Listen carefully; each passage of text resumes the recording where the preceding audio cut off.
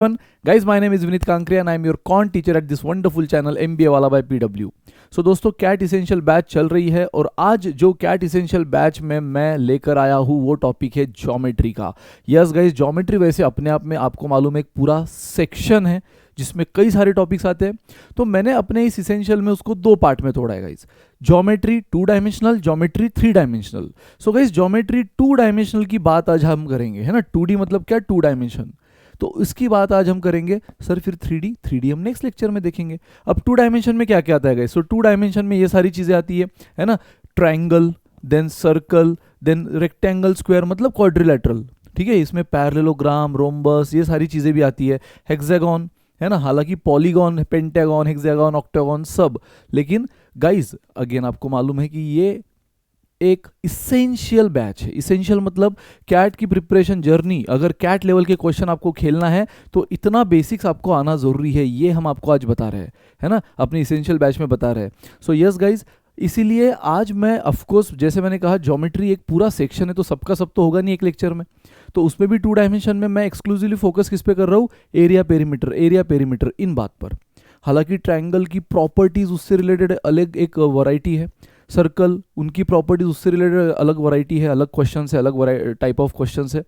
But guys आज के lecture में मेरा पूरा फोकस रहेगा एरिया पेरीमीटर रिलेटेड चीज़ें, ट्रायंगल, सर्कल, अगेन क्वाड्रिलेटरल में पैरेललोग्राम, रोम्बस, ये प्रॉपर्टी बेस्ड थोड़ा ज़्यादा है। तो मैं फोकस कर रहा हूँ स्क्वायर, रेक्टेंगल, जो अगेन इन्हीं ट्रायंगल सर्कल के क्वेश्चन में काम आ जाते हैं।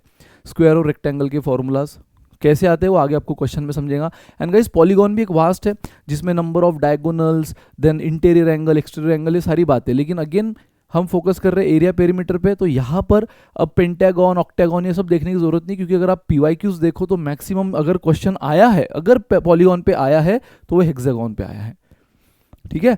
सो इसीलिए आज के लेक्चर में गाइस जैसे कि पूरा ज्योमेट्री तो ऑफकोर्स नहीं होगा, लेकिन वो पार्ट जरूर हो जाएगा जो ज्योमेट्री के प्रिपरेशन में आपको थ्रू आउट काम आएगा, ठीक है। इसेंशियल का पर्पस ही वो है। अगेन गाइज कोई स्टूडेंट का मुझे मैसेज आ रहा था कि सर नंबर सिस्टम के PY जो कुछ DPPs है उसमें सम ऑफ फैक्टर, यूनिट, डिजिट और ऐसे कुछ भी क्वेश्चंस आए हैं, तो वो तो आपने पढ़ा ही नहीं। गाइज मैंने इसेंशियल में नहीं पढ़ा है, लेकिन अगर आपने इसेंशियल का लेक्चर देखा होगा तो मैंने क्लियर कहा है कि अगर आपको याद है ना, मैंने पूरा नंबर सिस्टम का चार्ट बताया था, उसमें क्या क्या टॉपिक्स हमें कवर करने सब बताया था। और मैंने कहा भी था इन सारे टॉपिक्स पर, unit digit theorem, remainder theorem, LCM, SCF, इन सारे टॉपिक पर हमारा एक एक video by default foundation batch में है। तो आप गाइज अगर वो क्वेश्चन करना चाहते हो तो पहले फाउंडेशन बैच के वीडियोस देख लेना, बिल्कुल एकदम खजाना के फॉर्म में पड़ा है अपने इस यूट्यूब चैनल पर भी और अपने ऐप पर भी। तो आप बिल्कुल देख लेना गाइज वो सारे लेक्चर, और वो देखकर आप वो DPP के क्वेश्चन बिल्कुल कर पाओगे। तो यस, जो स्टूडेंट के मैसेज या एक डिलेमा चल रहा है कि सर हमसे वो क्वेश्चन नहीं बने DPP के, क्योंकि नंबर सिस्टम के इसेंशियल में आपने हमें ये तो बता दिया कि नंबर सिस्टम का फाउंडेशन स्ट्रॉन्ग करने के लिए क्या क्या चीज़ें जिस पर फोकस करना चाहिए, divisibility rule, types of number, then sum and number of factors, इन सारी चीज़ों के लिए जो फैक्टराइजेशन मेथड है वही चीज़ आपको LCM, SCF में कैसे काम आती है वो हमने देखा था। लेकिन अगर आपको हर एक टॉपिक जो मैंने एक सिलेबस नंबर सिस्टम का आपको बताया था वो डिटेल में पढ़ना है तो फाउंडेशन बैच में एक एक टॉपिक पे एक एक वीडियो गाइस, तो आप देख लेना, वो क्वेश्चन आप कर सकते हो। सेम ज्योमेट्री वास्ट है तो एक लेक्चर में तो होगा नहीं, इसलिए मैंने कहा इनफैक्ट इस ज्योमेट्री को भी हमने 2 पार्ट में तोड़ा है। 2D जिसका हम आज बात करेंगे, 3D जो नेक्स्ट लेक्चर में देखूंगा, ठीक है, जिसमें क्या आएगा, कोन, सिलेंडर, क्यूब, क्यूबॉइड, स्फीयर, वो सब आएगा वहां पर 3D में। 2 डायमेंशन में क्या आ रहा है, triangle, circle, quadrilateral, polygon, but ये सारी चीजें एक साथ में एक लेक्चर में फिर भी इम्पॉसिबल है। तो प्रॉपर्टीज वाले पार्ट को मैंने साइड में रखा है, आज मैं एक्सक्लूसिवली फोकस कर रहा हूं इनके एरिया एंड पेरीमीटर पर। ट्रायंगल के, सर्कल के, अगेन क्वाड्रिलेटरल में मैं कवर कर रहा हूँ स्क्वायर, रेक्टेंगल, एंड पॉलीगॉन में कवर कर रहा हूँ हेक्सागन। सो यस गाइस, बिना किसी देरी के हम शुरुआत करेंगे। तो यार देखो एरिया पेरीमीटर, सबसे पहले मैं शुरुआत कर रहा हूँ ट्रायंगल, ठीक है, सबसे पहले मैं शुरुआत कर रहा हूँ ट्रायंगल। अब गाइस बच्चा जानता है कि ट्रायंगल, कोई भी जनरल ट्रायंगल ले लो, कई सारे टाइप्स ऑफ ट्रायंगल होते हैं। इक्विलैटरल जिसमें तीनों साइड इक्वल होती है, आइसोसेलेस जिसमें कोई भी 2 साइड इक्वल होती है, राइट एंगल ट्रायंगल जिसमें एक एंगल पक्का 90 डिग्री होता है ना। तो गाइस कोई भी ट्रायंगल हो या कोई भी जनरल ट्रायंगल, है ना, एक जो फॉर्मूला एरिया का है वो तो फिक्स है, 1/2, जो हम होश संभालते ही सीख जाते हैं, 1/2 इंटू बेस इंटू हाइट, है ना। अब यहाँ पे गाइस बेस पता है क्या होता है, बेस यानी इन तीनों साइड में से कोई भी एक साइड, मान लो आपने BC को बेस माना, ठीक है, आपने बेस मान लिया है BC को, तो गाइज फिर हाइट कंपलसरी, हाइट मतलब क्या होती है, परपेंडिकुलर ड्रॉन। अब आप बोलोगे सर परपेंडिकुलर मैंने ये ड्रॉ कर ली तो क्या ये हाइट काउंट होगी? नहीं, अगर आप बेस BC को बोल रहे हो गाइज, तो भले ही आपने B से एक परपेंडिकुलर AC पे निकाली, बट वो काउंट नहीं होगी। आप जिसको भी बेस बोलते हो ना, आप जिस भी साइड को बेस बोलते हो, उसी पर जो आप परपेंडिकुलर ड्रॉ करते हो from opposite vertex, from opposite vertex, उसी पर जो परपेंडिकुलर ड्रॉ करते हो, इसको बोला जाता है हाइट। चमका? तो यस गाइज, हाँ, अगर आप मान लो यहां पर AC को, बराबर, आप इस बार बेस बोल रहे हो AC को, यस, इस केस में फिर आप डेफिनेटली B से जो परपेंडिकुलर निकालोगे AC पर, ये काउंट होगी हाइट। तो बेस यानी तीनों में से कोई भी एक साइड, और हाइट यानी क्या, उस पर जो परपेंडिकुलर आपने ड्रॉ करी है from opposite vertex. So 1/2 base into height is the area of triangle. Now perimeter, perimeter मतलब क्या होता है? पेरीमीटर यानी गाइस जो तीनों साइड है, मान लो ये एक ट्रायंगल है, एक साइड की लेंथ मैं ले रहा हूँ A, ठीक है, एक साइड की लेंथ ले रहा हूँ मैं B, और एक साइड की लेंथ ले रहा हूँ मैं C, है ना। ट्रायंगल ABC में ये ले ली मैंने sides, A length, B length, C length. तो पेरीमीटर मतलब तीनों का एडिशन गाइस, खत्म। तीनों साइड्स का एडिशन मतलब पेरीमीटर।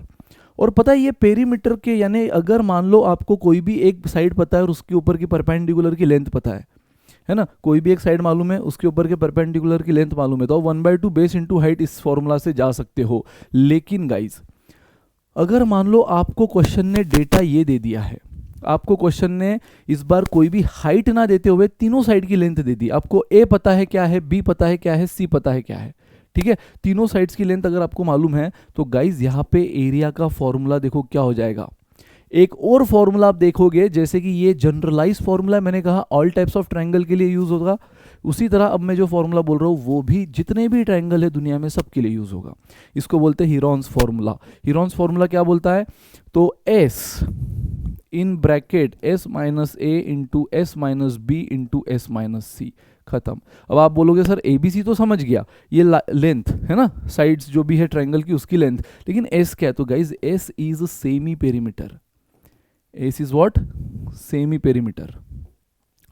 तो अगर पेरीमीटर, अभी मैंने आपको बताया पेरीमीटर मतलब तीनों साइड की लेंथ, तो सेमी मतलब क्या? उसका हाफ, उसका हाफ, यानी A plus B plus C हुआ पेरीमीटर डिवाइडेड बाय 2, ये हुआ सेमी पेरीमीटर, खत्म।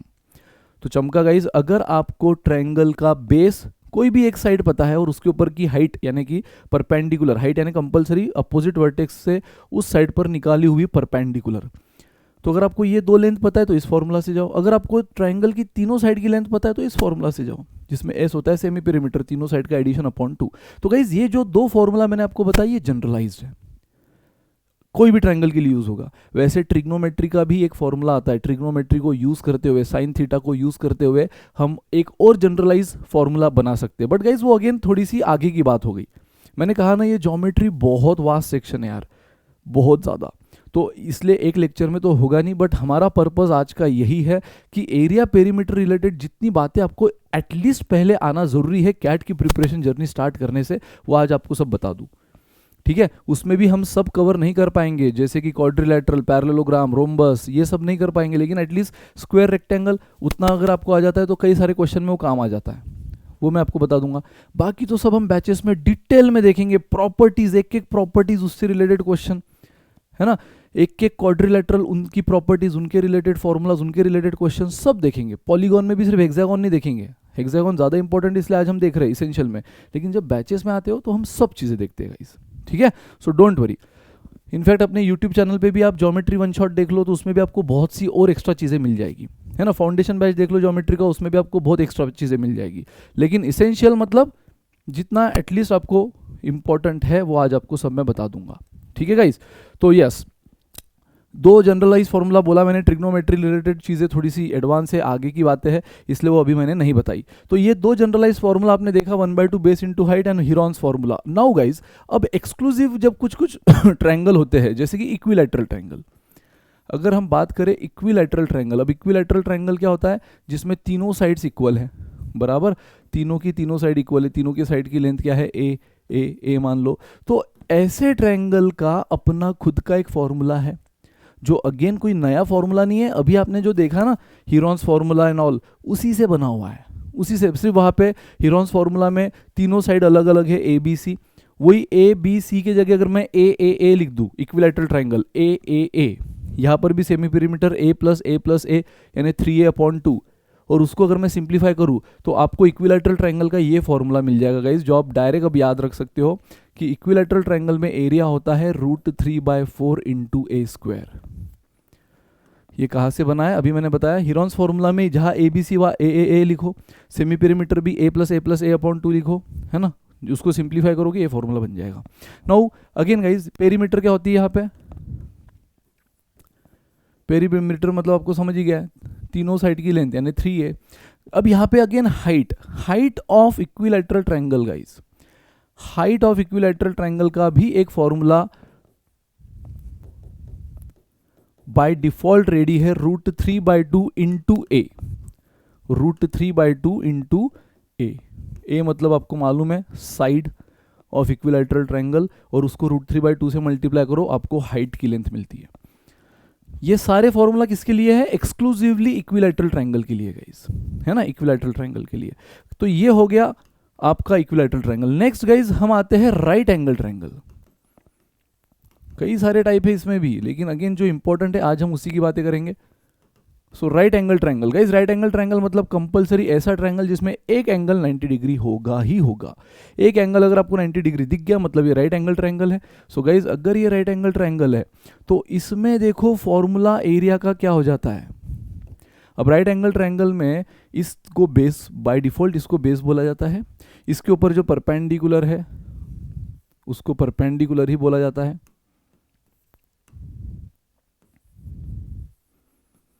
ठीक है। और गाइस जो 90 डिग्री है ना, 90 डिग्री जहां पर भी बना है उसकी अपोजिट जो साइड है उसको हाइपोटेन्यूस बोला जाता है। इसको 90 डिग्री के अपोजिट साइड को हाइपोटेन्यूस बोला जाता है, जो कि सबसे लॉन्गेस्ट साइड होती है इस ट्रायंगल में। तो एरिया का फॉर्मूला बन जाता है 1/2 इंटू बेस को मैं बी बोल देता हूँ, परपेंडिकुलर को पी बोल देता हूँ, बी इंटू पी, और ये hypotenuse H, B into P. चमका, यानी गाइज वही बात है, बेस बी यानी बेस इंटू हाइट। और हाइट होता क्या है, हाइट होती क्या है, मैंने कहा है अपोजिट वर्टेक्स से, जिसको भी आपने बेस बोला है, मैंने देखो बीसी को बेस बोला है, तो उसका अपोजिट वर्टेक्स ए से जो हम परपेंडिकुलर निकाल रहे हो, तो यार राइट एंगल ट्रायंगल में एक्स्ट्रा परपेंडिकुलर निकालने की जरूरत नहीं पड़ती, क्योंकि वो बाय डिफॉल्ट निकली हुई होती है ना। ये ए बी क्या है, परपेंडिकुलर ही है, तो यही क्या बन गया, हाइट।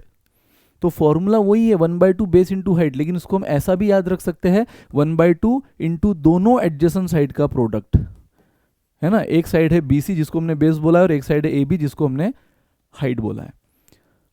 चमका गाइस, तो 1/2 base into height, 1/2 base into perpendicular, या 1/2 दोनों एडजेसेंट साइड का प्रोडक्ट। बट कंपलसरी कौन सी एडजेसेंट साइड, जो 90 डिग्री बना रही है।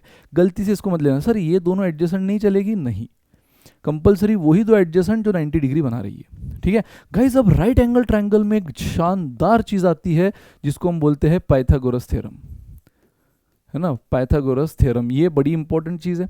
तो पाइथागोरस थ्योरम अगेन हम बचपन से जानते हैं, क्या होता है, जो हाईएस्ट साइड है, जो मैंने क्लियर कहा है 90 डिग्री के अपोजिट, जिसको हम हाइपोटेन्यूस बोलते हैं, उसका स्क्वायर ये हमेशा इन दोनों साइड के स्क्वायर के एडिशन के बराबर होता है, base square plus perpendicular square. जो भी इनफैक्ट गाइस, जो भी तीन साइड किसी भी ट्रायंगल की अगर तीन साइड ये रूल को फॉलो कर रही है तो पक्का वो ट्रायंगल राइट एंगल ट्रायंगल ही होगा। मतलब मान लो आपको किसी ने रैंडमली एक ऐसे ट्रायंगल दे दिया है, ये 3 दे दिया, ये 4 दे दिया है, 5 दे दिया है, बोला नहीं है ट्रायंगल कौन से नेचर का है, लेकिन आपने देखा कि जो सबसे लॉन्गेस्ट साइड, आपको मालूम है हाइपोटेनस सबसे लॉन्गेस्ट होती है, तो सबसे लॉन्गेस्ट साइड है 5, उसका स्क्वायर ये दोनों एडजेसेंट साइड 3 स्क्वायर और 4 स्क्वायर के बराबर आ रहा है। 5 स्क्वायर इज 25, ये 9 एंड 16, यस एग्जैक्ट इक्वल आ रहा है। तो गाइज 100% ये राइट एंगल ट्रायंगल है, 100% ये राइट एंगल ट्रायंगल है। और राइट एंगल ट्रायंगल में 90 डिग्री डेफिनेटली कहाँ बनेगा, लॉन्गेस्ट साइड के अपोजिट, है ना, लॉन्गेस्ट साइड के अपोजिट बनता है। सो लॉन्गेस्ट साइड के अपोजिट यहाँ 90 डिग्री पक्का बन रहा है। तो जो भी साइड्स मतलब जिस भी ट्रायंगल की तीनों साइड इस रूल को फॉलो करेगी, वो पाइथागोरस थ्योरम को फॉलो करेगी, तो वो राइट एंगल ट्रायंगल ही है। वाइस वर्सा, पहले तो रूल क्या है, पहला रूल तो ये है कि अगर वो राइट एंगल ट्रायंगल है तो पाइथागोरस थ्योरम को सेटिस्फाई करेगा ही करेगा, लॉन्गेस्ट साइड का स्क्वायर इज इक्वल टू दोनों एडजेसेंट साइड के स्क्वायर का एडिशन। इसी का रिवर्स रूल क्या है कि मान लो कोई ट्रायंगल की तीन साइड इसको फॉलो कर रही है इस रूल को, तो बाय डिफॉल्ट वो ट्रायंगल क्या है, right angle triangle. And guys ऐसे बहुत सी पेयर्स है जो इस रूल को सेटिस्फाई करती है, जैसे कि 3 4 5 अभी हमने देखा, एक है 5 12 13, एक है 7 24 25, एक है 8 15 17 एंड सो ऑन, अनगिनत पेयर है। लेकिन ये जनरली यूज हो जाती है, ये बहुत बार डायरेक्ट काम आ जाती है। मतलब कभी कभार क्वेश्चन ने आपको एक साइड दे दी है 24, एक साइड दे दी है 7, अब आपको बोल दिया कि राइट एंगल ट्रायंगल है, बोल दिया राइट एंगल ट्रायंगल है, ये 7 दे दिया 24 दे दिया, तो तीसरी साइड निकालने के लिए पूरा फॉर्मूला लेने की जरूरत नहीं है, क्योंकि ये चीज़ें, ये एटलीस्ट 4 पेयर आपको याद होना जरूरी है। तो 7 24 दिख गया तो, और राइट एंगल ट्रायंगल फिक्स है, 7 24 दिख गया, राइट एंगल ट्रायंगल बोल दिया है, तो तीसरी साइड 25 ही होना है। चाहे तो यूज कर लेना 7 स्क्वायर प्लस 24 स्क्वायर, ऐड करोगे आएगा 625, 625 का स्क्वायर रूट लोगे 25 मिलेगा। ठीक है, तो आपका टाइम बचता है। तो ये 4 पेयर याद रखो गाइज, और ये सिर्फ 4 पेयर नहीं, इनका मल्टीपल भी, इनका इक्वल मल्टीपल। मतलब गाइज अगर मान लो मैं 3 4 5 को 2 2 2 से मल्टीप्लाई कर दूं, यानी 6, देखो 3 को सेम कांस्टेंट से मल्टीप्लाई करना है, ऐसा नहीं 3 को 2 से मल्टीप्लाई किया, 4 को हमने 10 से मल्टीप्लाई किया, ऐसा नहीं चलेगा। अगर मैं 2 से मल्टीप्लाई कर रहा हूं तो 3 को भी, 4 को भी एंड 5 को भी। गाइज ये ट्रायंगल भी जो होगा ना, ये राइट एंगल होगा, ये 8, ये 6, ये 10। मतलब ये तो राइट एंगल ट्रायंगल होता ही है जो आपने देखा भी, लेकिन इनका जो इक्वल मल्टीपल है, इक्वल मल्टीपल जैसे मैंने 2 2 से मल्टीप्लाई कर दिया, तो बनने वाला जो ट्रायंगल है फिर से 6 8 10, ये भी एक ट्रायंगल बना 3 साइड का, वो भी राइट एंगल रहेगा, वो भी राइट एंगल रहेगा। मान लो मैं 2 से मल्टीप्लाई ना करते हुए 5 से मल्टीप्लाई कर रहा होता, तो 15 20 एंड 25, ये भी राइट एंगल ट्रायंगल है। मान लो मैं इस पेयर को 3 से मल्टीप्लाई कर रहा हूँ, 24 45 एंड 51, ये भी राइट एंगल ट्रायंगल बनेगा गाइस। ठीक है, तो ये तो राइट एंगल ट्रायंगल देते ही है, इनका हर इक्वल मल्टीपल भी राइट एंगल ट्रायंगल देता है। इससे आपका बहुत काम आसान हो सकता है। फिर से अगर आपको पता है ये राइट एंगल ट्रायंगल है जिसमें एक साइड 24 दे दी, एक 45 दे दी, और हमें दिख रहा है कि यार ये इसका इक्वल मल्टीपल है, 8 का 3 टाइम्स, 15 का 3 टाइम्स, और ये राइट एंगल ट्रायंगल है, तो पक्का ये होगा 17 का 3 टाइम्स यानी 51, बिना कैलकुलेशन के काम हो जाएगा। ठीक है, तो ये बातें याद रखो। नाउ गाइज ये हुआ ट्रायंगल की वो बातें जो इसेंशियल के लिए जरूरत है। अब हम बात करेंगे सेकंड, सर्कल। तो यार सर्कल अगेन बच्चा जानता है, ये हुआ सर्कल जिसमें अगर मैं, ये सेंटर है, सेंटर से लेकर सर्कमफरेंस तक एक लाइन ड्रॉ करूं, उसको हम रेडियस बोलते हैं। ठीक है, इसको हम क्या बोलते हैं, रेडियस। आर मतलब रेडियस। गाइज डी मतलब डायमीटर, और डायमीटर यानी क्या होता है, डायमीटर मतलब होता है डबल द रेडियस, है ना, रेडियस का डबल, डायमीटर यानी रेडियस का डबल। नाउ अगेन मैं यहाँ पे आपने देखा सेंटर और सर्कमफरेंस को ज्वाइन किया, तो उस लाइन को आपने रेडियस बोल दिया, बराबर। लेकिन अगर मान लो मैं सर्कमफरेंस के कोई भी 2 रैंडम पॉइंट को ज्वाइन कर रहा हूँ, यहाँ सेंटर है, सेंटर से कोई मतलब नहीं, मैंने सर्कमफरेंस के कोई भी 2 रैंडम पॉइंट को ज्वाइन किया, इसको बोला जाता है कॉर्ड। इसको क्या बोला जाता है, chord. And guys in fact diameter भी कॉर्ड ही है। देखो यहाँ से मैंने सेंटर से सर्कमफरेंस ज्वाइन किया, इसी लाइन को कंटिन्यू करते हुए यहाँ से सेंटर टू सर्कमफरेंस किया। मुझे बताओ अल्टीमेटली यहाँ पर भी तो आपको सर्कल के 2, सर्कमफरेंस के 2 पॉइंट ज्वाइन होते हुए दिख रहे हैं, सिर्फ फर्क क्या है, ये रैंडम लाइन है, ये सेंटर से पास होने वाली लाइन है। तो ये जो सेंटर से बट हो तो क्या रहा है, हो तो वही रहा है ना, सर्कमफरेंस के 2 पॉइंट ज्वाइन हो रहे हैं। तो गाइज इसी को क्या बोला जाता है, ये भी कॉर्ड है, ये भी कॉर्ड है, लेकिन इस कॉर्ड को ही बोला जाता है डायमीटर। वो कॉर्ड जो सेंटर से पास हो रही है उसको डायमीटर बोला जाता है ना। डायमीटर मतलब क्या, डबल द रेडियस। फॉर्मूला तो आपने देख लिया, लेकिन अगेन उसका डेफिनेशन क्या है, diameter is the longest chord of circle. Diameter सबसे लंबी कॉर्ड होती है किसी सर्कल की, इससे डेफिनेटली बड़ी होगी और कोई इससे बड़ी नहीं हो सकती। इससे बाकी अब जितने भी कॉर्ड निकालो, एक तो इसके बराबर निकलेंगे या उससे छोटे निकलेंगे। रैंडम कोई भी 2 पॉइंट करोगे तो छोटे, अगर सेंटर से पास होने वाली लाइन निकालोगी तो फिर वो इक्वल होगी, लेकिन लॉन्गेस्ट लॉन्गेस्ट कॉर्ड डायमीटर ही रहेगी।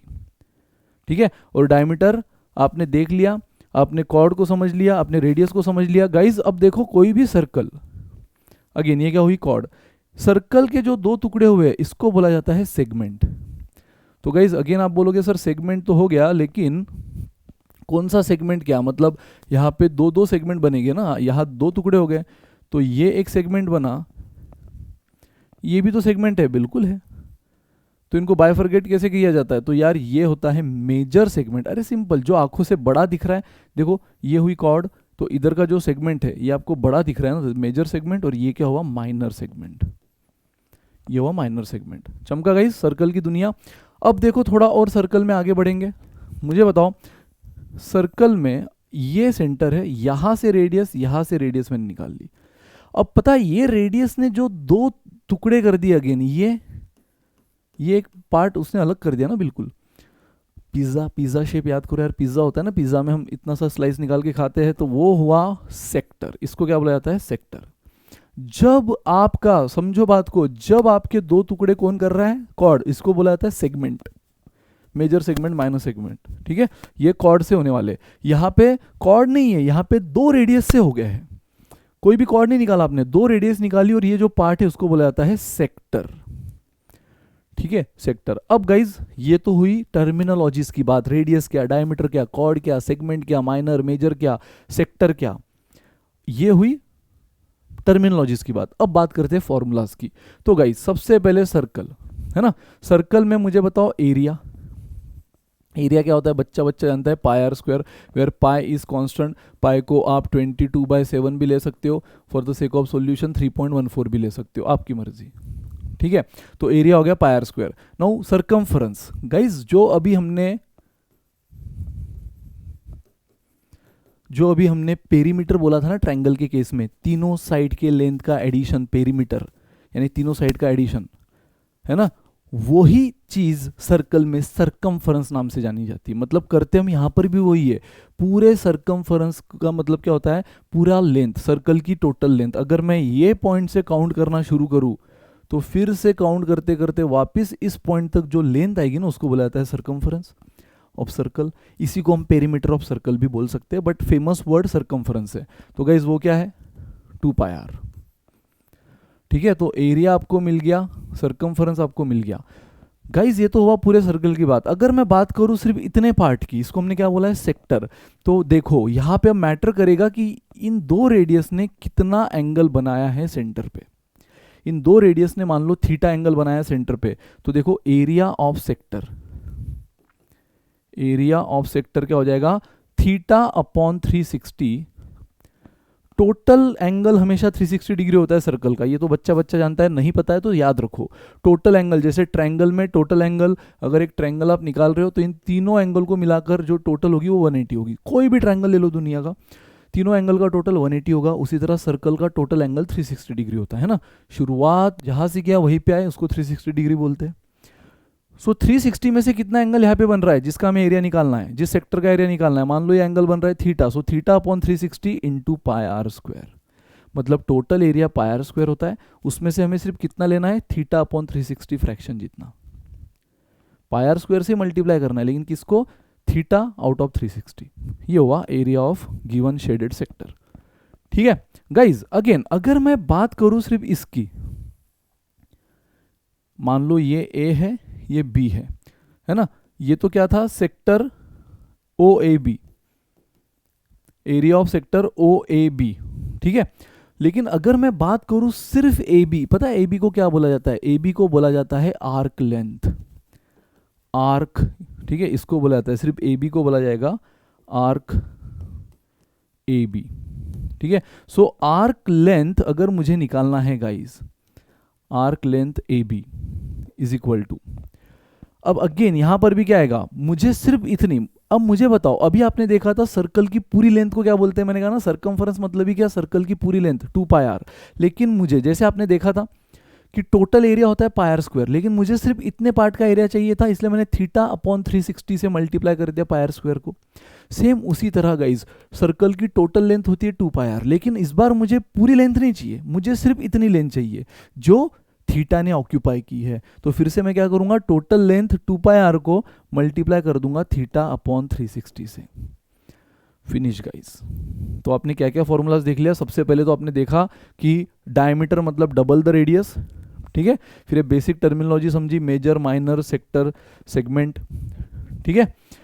सेक्टर मतलब इस पूरे सर्कल का छोटा सा टुकड़ा, तो अगर उसका एरिया निकालना है तो पूरा एरिया पाई आर स्क्वायर होता है, उसको थीटा अपॉन 360 से मल्टीप्लाई कर दो, जो कि एंगल इन दोनों रेडियस का बना है। अगेन पूरी लेंथ होती है 2πr, लेकिन अगर मुझे सिर्फ इतनी लेंथ निकालनी है तो उसको भी फिर से θ/360 से मल्टीप्लाई कर दो, खत्म गाइस। तो ये हुई सर्कल की वो इसेंशियल बात जो हमें जानना जरूरी है। नाउ अगेन हम बात करेंगे अब क्वाड्रिलेटरल में, जैसे मैंने कहा रोम्बस, पैरेललोग्राम, क्वाड्रिलेटरल, ट्रेपेजियम, ये बहुत अगेन प्रॉपर्टीज रिलेटेड है, वास्ट है।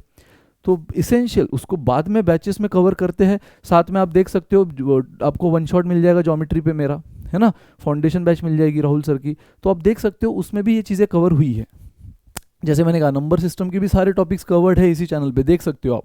बट इसेंशियल के लिए फिलहाल मुझे क्वाड्रिलेटरल के फैमिली में जो कवर करने की ज़रूरत पड़ रही है वो है रेक्टेंगल एंड स्क्वायर।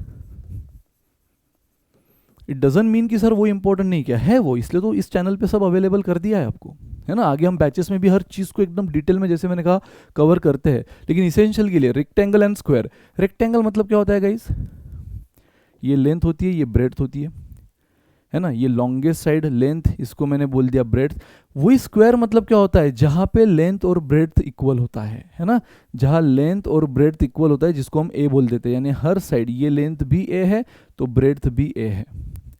यहाँ लेंथ अगर एल है तो उसकी अपोजिट साइड भी एल ही होती है, ब्रेड्थ बी है तो उसकी अपोजिट साइड भी ब्रेड्थ ही होती है बी, ठीक है। तो यहाँ तो ए इक्वल है लेकिन ब्रेड्थ भी ए है यहाँ पर, है ना। स्क्वायर और रेक्टेंगल में क्या फर्क है, स्क्वायर भी रेक्टेंगल ही है, स्क्वायर भी वो रेक्टेंगल है जिसमें लेंथ और ब्रेड्थ इक्वल है। यहाँ पे लेंथ और ब्रेड्थ जरूरी नहीं इक्वल हो, ये जनरल रेक्टेंगल है। बट जब लेंथ और ब्रेड्थ इक्वल हो जाती है तो बनने वाली ज्योमेट्री रेक्टेंगल ना कहलाते हुए एक्सक्लूसिवली स्क्वायर कहलाती है, ठीक है। तो गाइज अगर मैं बात करूं यहाँ रेक्टेंगल की, तो इसका पेरीमीटर क्या हो गया,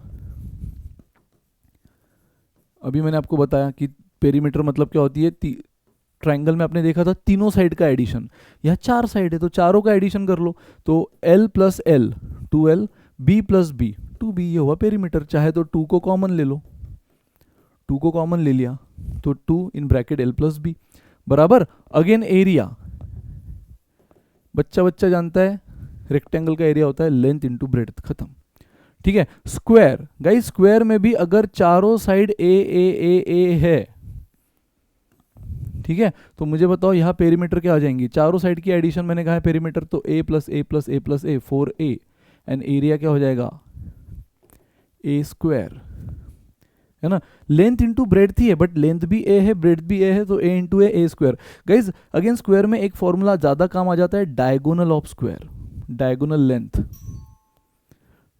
length of square. So guys अगर ध्यान देना, ये है डायगोनल मतलब क्या, जो अपोजिट, डायगोनली अपोजिट वर्टेक्स को ज्वाइन करते हैं उस लाइन को डायगोनल बोला जाता है।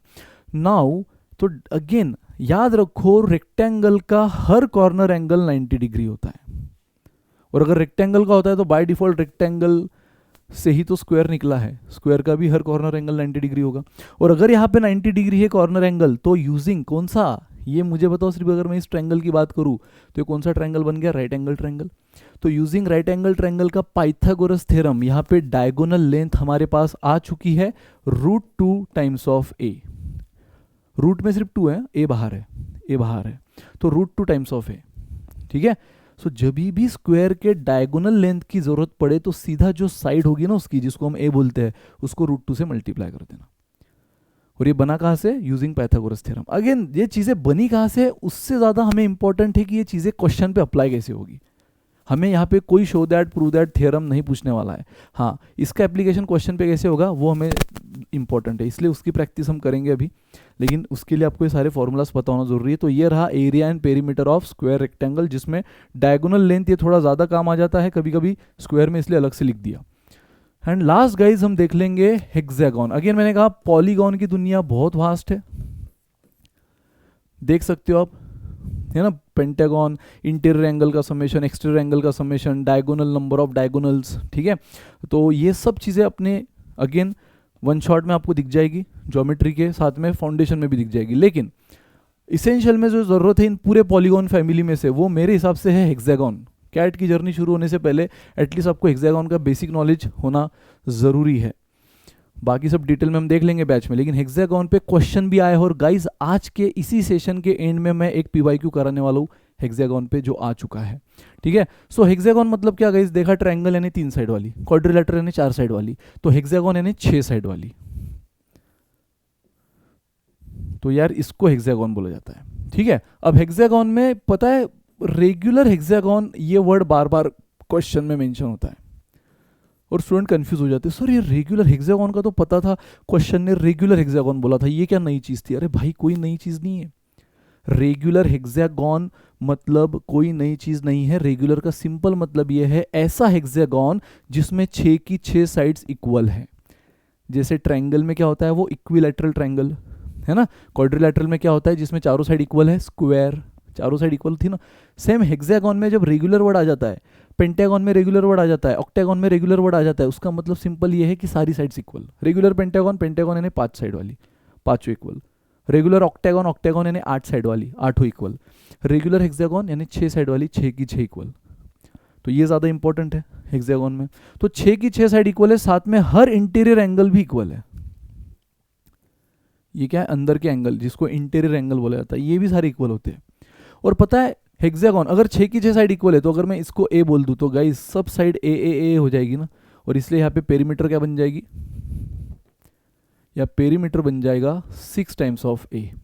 एंड इसमें एरिया क्या बन जाएगा गाइस, तो याद रखो हेक्सागोन, रेगुलर हेक्सागोन का एरिया होता है 6 इक्विलैटरल ट्रायंगल के बराबर। क्योंकि गाइस अगर आप हेक्सागोन को ठीक से स्प्लिट करो ना तो 6 इक्विलैटरल ट्रायंगल बनेंगे। चेक करना, अगर मैं ये डायगोनल ड्रॉ करूं, ये डायगोनल ड्रॉ करूं और ये डायगोनल ड्रॉ करूं, तो गाइस काउंट कर लेना कि ये कितने बने, 1 2 3 4 5 6, 6 ट्रायंगल बने। और 6 की 6 क्या होते हैं पता है, इक्विलैटरल, यानी ये ट्रायंगल आपस में इक्वल होता है विद ऑल द साइड, ए, ये ट्रायंगल आपस में इक्वल होता है विद ऑल द साइड्स, ए, क्योंकि ये अगर ए है तो ये दोनों भी ए रहेंगे, ये ए है तो ये दोनों भी ए है, क्योंकि इक्विलैटरल है मैं बोल रहा हूँ। तो आप देख रहे हो एक हेक्सागोन से हमने कितने इक्विलैटरल ट्रायंगल बना लिए, 1 2 3 4 5 6 इक्विलैटरल ट्रायंगल बनाए। और इसलिए एरिया ऑफ रेगुलर हेक्सागोन क्या होता है, 6 इक्विलैटरल ट्रायंगल के बराबर। तो एक इक्विलैटरल ट्रायंगल का एरिया होता है √3/4 इंटू ए स्क्वायर। अब भी आपने देखा था, अगर मैं इतने इक्विलैटरल ट्रायंगल की बात करूं सिर्फ, तो इसका फॉर्मूला क्या हो जाएगा, √3/4 इंटू ए स्क्वायर। लेकिन ऐसा एक नहीं, ऐसे कितने ट्रायंगल बने, 6, इसलिए इंटू 6। तो ये 2 हो गया, ये 3 हो गया। Final formula area of regular hexagon बन गया 3√3/2 ए स्क्वायर। तो ये बात हो रही है रेगुलर हेक्सागोन की। पेरीमीटर 6 की 6 side equal, 6 times of A, area होता है 6 इक्विलैटरल जिसकी साइड ए है, हर एक की साइड ए है, तो 6 इक्विलैटरल ट्रायंगल के एरिया की एडिशन। तो एक इक्विलैटरल ट्रायंगल है √3/4 इंटू ए स्क्वायर इंटू 6 कर दिया, सिंप्लीफाई किया, ये मिल गया। चमका गाइस, बस इतनी बातें अगर आपको पता है तो आई थिंक अब हमें क्वेश्चन शुरुआत कर देनी चाहिए, और कर देंगे। चलो शुरुआत करते क्वेश्चन। जितने भी अब आपने ट्रायंगल, सर्कल, चाहे तो वीडियो को पॉज करो, ट्रायंगल, सर्कल, स्क्वायर, रेक्टेंगल, जितनी भी चीज़ें आपने सीखी है गाइस एक बार फटाफट से रिवाइज कर लो, है ना, और शुरू करते इस क्वेश्चन को। ठीक है, चलो। A race track is in the form of ring whose internal and inner and outer circumference is 352. So guys एक रेस ट्रैक है जो रिंग के फॉर्म में है, ऐसे ही होता है ना रेस ट्रैक। यहाँ पे वॉकिंग जॉगिंग चल रही है, रिंग यानी सर्कल, रिंग यानी क्या, सर्कल, और जिसमें इनर और आउटर ऐसे वर्ड बोला है, तो गाइज इसलिए मुझे 2 सर्कल निकालना पड़ा। क्वेश्चन पढ़ के हमें समझ रहा है, डायग्राम दी नहीं लेकिन क्वेश्चन पढ़ के समझ रहा है, रिंग यानी सर्कल, वो भी इनर आउटर यानी 2 सर्कल। और ट्रैक ऐसे ही होता है भाई, यहाँ पे सब वॉकिंग कर रहे हैं लोग, है ना, जॉगिंग वॉकिंग कर रहे हैं, यहाँ पे सब पेड़ पौधे लगे हैं, बाकी लोग भी लगे हैं, ठीक है, यहाँ पर बाकी सब जॉगिंग यहाँ हो रही, तो एक रिंग के फॉर्म में है गाइस, एक रिंग के फॉर्म में आपका सर्कुलर ट्रैक है जिसमें इनर एंड आउटर सर्कमफरेंस आपको दे दिया। तो गाइस मैं एक काम कर लेता हूं, मैं यहां पर इनर रेडियस को मान लेता हूं स्मॉल आर, ये है सेंटर, तो ये इनर रेडियस स्मॉल आर, ये आउटर रेडियस कैपिटल आर। ठीक है, सो मुझे बताओ इनर सर्कमफरेंस यानी 2 पाई स्मॉल आर कितना दिया है, 352। आउटर सर्कमफरेंस 2 पाई, अब यहाँ आउटर इसलिए capital R 396। So find the width of the track. Width of the track मतलब ये गाइस, ये दिस इज कॉल्ड विड्थ। तो आप एक चीज ऑब्जर्व कर रहे हो गाइस कि अगर मैं ये एंटायर, इसको मैंने क्या बोला है, आउटर रेडियस, तो ये आउटर रेडियस दो टुकड़ों में बढ़ गई, एक इनर रेडियस प्लस विड्थ, समझ रहे हो। आउटर रेडियस देखो सेंटर टू सरकमफरेंस बड़े सर्कल का, जिसको आउटर रेडियस हम बोल रहे हैं, is equal to inner radius plus width. तो outer radius is equal to inner radius plus width, ये हमें रिलेशन मिल गया। इसी से मैं ये बोल सकता हूँ outer radius minus inner radius is equal to width, है ना, ये आर इधर आ गया, माइनस हो गया। तो अगर आपको विड्थ निकालना है तो आपको बस क्या करना है, दोनों रेडियस का सब्ट्रैक्शन करना है, आउटर माइनस इनर, खत्म। देख रहे हो आप, ये आउटर रेडियस ही दो टुकड़ों में बढ़ गई है, एक ये वाला पार्ट बराबर जो कि इनर रेडियस है, और एक ये वाला पार्ट जो कि विड्थ है। तो इनर रेडियस प्लस विड्थ, अगर विड्थ निकालना है तो आर स्मॉल इधर आ गया, तो आर माइनस आर, खत्म गाइस। अब ये वाले गिवन डेटा से स्मॉल आर निकाल लो, इस वाले गिवन डेटा से कैपिटल आर निकाल लो, दोनों को माइनस कर देना। या फिर मैं इससे भी बेस्ट तरीका बता रहा हूं, मैं इक्वेशन 2-1 कर रहा हूं, इक्वेशन 2-1 यानी 2 pi R minus 2 pi R, 2-1, क्योंकि मुझे capital R minus small R करना है, तो कैपिटल आर 2 पे है तो इसलिए वो लिया, माइनस इक्वेशन 1 स्मॉल आर। तो कैसे करेंगे हम माइनस, और यार ये तो हम इक्वेशन से जानते हैं ना कि प्लस माइनस कैसे करते हैं, LHS minus LHS, RHS minus RHS, है ना। तो मैं 2-1 अगर कर रहा हूं तो 2 का LHS माइनस 1 का LHS इज इक्वल टू 2 का RHS माइनस 1 का RHS, खत्म। अब देखो 2 पाई को मैं कॉमन ले लूं, क्या मिला, आर माइनस 2 पाई कॉमन हुआ, स्मॉल आर, इन दोनों का सब्ट्रैक्शन कितना हुआ, 44, खत्म। यार मुझे बताओ, ये अगर 2 ने इसको डिवाइड कर दिया 22, ये पाई मतलब कितना होता है, अभी मैंने आपसे बताया था पाई यानी 3.14 लो या 22/7 लो। आर माइनस आर कितना होता है, विड्थ, अभी हमने देखा आर माइनस आर होता है विड्थ इज इक्वल टू 22। फिर से 22 कटा, विड्थ कितना मिला 7, उधर जाके मल्टीप्लाई हो गया, 7 इज द आंसर। उधर कुछ नहीं मतलब 1 है, तो 7 × 1 7 is the answer guys, option A. चमका, कोई डाउट किसी को। नेक्स्ट क्वेश्चन गाइस, अगेन देखो inner circumference of a circular track, फिर से इनर आउटर की बात हो रही है, इनर बोला है मतलब आउटर भी रहेगा ही। देख लो आगे बोला भी है ट्रैक विड्थ इज 14 सेंटीमीटर, बराबर, मतलब पिछले एग्जांपल में इनर आउटर दे दिया था इनडायरेक्टली, विड्थ पूछा था, इस बार इनर का सर्कमफरेंस दे दिया है, विड्थ भी दे दी है। तो गाइस देख लो, तो ये हमारा इनर, अब आपको विड्थ भला ही यूनिफॉर्म नहीं दिख रही होगी, ये मेरी स्किल की वजह से है ना, मेरी डायग्राम स्किल की वजह से, बट ऐसे केस में हमेशा विड्थ जो होती है वो यूनिफॉर्म होती है गाइस, अगर क्वेश्चन कुछ नहीं बोल रहा है तो। सो गाइस देखो, ये अगेन स्मॉल आर, ये कैपिटल आर। नाउ आपको मालूम है कि इनर सर्कमफरेंस बोला है मतलब 2 पाई स्मॉल आर, क्योंकि स्मॉल इनर रेडियस को हमने स्मॉल आर माना है। ट्रैक विड्थ इज 14, मतलब ये जो चीज़ है गाइस, ये आपको 14 दे दी है, ये आपको 14 दे दी। तो अगर मुझे आर निकालना है यानी कैपिटल आर निकालना है, आउटर रेडियस निकालना है, तो कैसे निकालूंगा, इनर रेडियस प्लस विड्थ, है ना, capital radius is equal to inner radius plus width, जिसमें मुझे मालूम है विड्थ कितनी है, 14 है। इनर रेडियस मैं यहां से निकाल सकता हूं, यस, इनर रेडियस कितना हो जाएगा,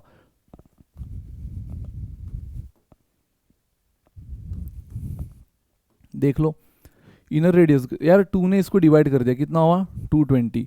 सो आर कितना मिला 220 अपॉन पाई, समझ रहे हो, 2 ने पहले डिवाइड कर दिया तो बचा पाई आर, पाई आर में से मैंने सिर्फ आर लिया तो उधर 220 और पाई इधर डिवाइड हो गया। तो यार देख लो 220 पाई मतलब 22/7, फिर से 22/7 अगर ऊपर ये फ्रैक्शन डिनोमिनेटर में ऊपर चला गया तो 7/22, इसने इसको डिवाइड कर दिया 70 मिला है आपको आर। तो गाइस कैपिटल आर निकाल सकते हो, 70 प्लस विड्थ कितना है 14, है ना 84, और ऑप्शन में 84 यहां दिखा, टिक कर दिया, गलत। 84 पे स्टूडेंट इतने खुश हो जाते हैं, आंसर मैच हुआ, टिक कर दिया। अरे फंसाने के लिए किया है उसने, आपको कैपिटल आर यानी आउटर रेडियस नहीं पूछी है, क्वेश्चन ठीक से पढ़ो, उसने बोला है find diameter of outer circle. ये तो आपने सिर्फ रेडियस निकाली, और डायमीटर मतलब क्या होता है, डबल द रेडियस, ये हमने देखा था अभी, डबल द रेडियस, तो 168 should be the answer. Otherwise इतना सब करके क्वेश्चन समझ के करेक्ट लाकर भी हम मेहनत बेकार कर देते जल्दबाजी की वजह से। सो गाइज थोड़ा सा अलर्ट रहो, पेशेंस रखो, ठीक से पढ़ो क्या पूछा है। सो आपने बराबर निकाल लिया, इनर सर्कमफरेंस से आपने इनर रेडियस निकाल ली, विड्थ ऐड किया, आपको आउटर रेडियस मिली, बट आउटर डायमीटर पूछा है, तो आउटर रेडियस को इंटू 2 कर दो, आउटर डायमीटर मिल गई, खत्म। Come on guys, in the following figure, ये रही फिगर आपके सामने, in the following figure A B is equal to 8, देखो हमें दिया है ए बी की लेंथ 8 है, B C is equal to 5, ये पूरा बी सी 5 दिया है आपको, and C A is equal to 11, find the length of A X. और गाइज ए एक्स क्या है, परपेंडिकुलर है, यहाँ पे एक सिंबल नहीं आया डायग्राम में, तो इसलिए मैं यहाँ दे देता हूँ ए एक्स इज परपेंडिकुलर, ठीक है। ए एक्स ये डायग्राम में ही गिवन था, मे बी मेरे से वो मिसप्लेस हो गया, मतलब डायग्राम निकालते समय मेरे से वो नहीं निकाला गया, लेकिन यस ये परपेंडिकुलर इस ए एक्स पे बाय डिफॉल्ट था, ठीक है। तो ये रही आपकी कंप्लीट डायग्राम गाइस, जिसमें ट्रायंगल की तीनों साइड आपको पता है, ए बी बी सी और ए सी, 8 5 एंड 11, और आपको पूछा है find the length of A x, यानी इस परपेंडिकुलर की लेंथ आपको पूछी गाइस, खत्म। मुझे बताओ, अगर आपने ट्रायंगल, जनरलाइज ट्रायंगल के दो फॉर्मूलाज देखे जनरलाइज, एक तो अगर आपको तीनों साइड पता है तो, तीनों साइड पता है तो कौन सा फॉर्मूला, हीरोन्स फॉर्मूला, तो क्या मैं इससे हीरोन्स फॉर्मूला से area of A B C triangle निकाल सकता हूँ? यस, बिल्कुल निकाल सकता हूँ। और दूसरा उसी ट्रायंगल का एक फॉर्मूला ये भी हो जाएगा ना, 1/2 बेस इंटू हाइट, तो अगर मेरे पास ये बेस की लेंथ है 5, बस ये एक्स हाइट निकाल लूंगा मैं। अगर मेरे पास एरिया आ जाएगा हीरोन्स फॉर्मूला से, बेस पता है तो हाइट निकल जाएगी। गाइस क्या चमका कि नहीं, देख लो, वापिस बता रहा हूँ, मेरे पास अगर ट्रायंगल है ए बी सी, अभी एक्स को फिलहाल छोड़ो, जिसमें एक लेंथ है 8, पूरे बी सी की लेंथ है 5 और ये लेंथ है 11, तो क्या मैं इस ट्रायंगल ए बी सी का एरिया निकाल सकता हूँ? यस। सो चलो निकाल लो एरिया। क्या होता है formula, Heron's formula, s in bracket s minus a, s minus b, s minus c. अब एस क्या होता है, सेमी पेरीमीटर, तीनों का एडिशन 8 5 11 अपॉन 2, तो ये हुआ 13 24 अपॉन 2 12, ठीक है गाइस। तो 12 तो आ गया आपका सेमी पेरीमीटर, अब यहाँ पे फॉर्मूला रख दो 12। नाउ एस माइनस ए, किसी को भी ए बोल दो, मान लो मैंने इसको ए बोल दिया, इसको बी बोल दिया, ठीक है, ये बी है और ये सी है, क्लियर है? यहां ना लिखते हुए यहां लिख देता हूं, हाँ। तो मैंने इसको ए बोल दिया, मेरे लिए ये बी है और ये सी है, तो चलो, तो सेमी पेरीमीटर तो तीनों का एडिशन अपॉन 2 12 आ गया। नाउ 12 एस माइनस, यानी 12 माइनस ए, डायरेक्टली लिख रहा हूं, 12 माइनस ए कितना है 5, तो 12 माइनस 5 7। नाउ 12 माइनस बी यानी 12 माइनस 11 1, एंड 12 माइनस सी यानी 12 माइनस 8 4, देख लो यार, तो कितना हुआ 7 इंटू 4 इंटू 12। सो गाइज अगर मैं इसको ले लूँ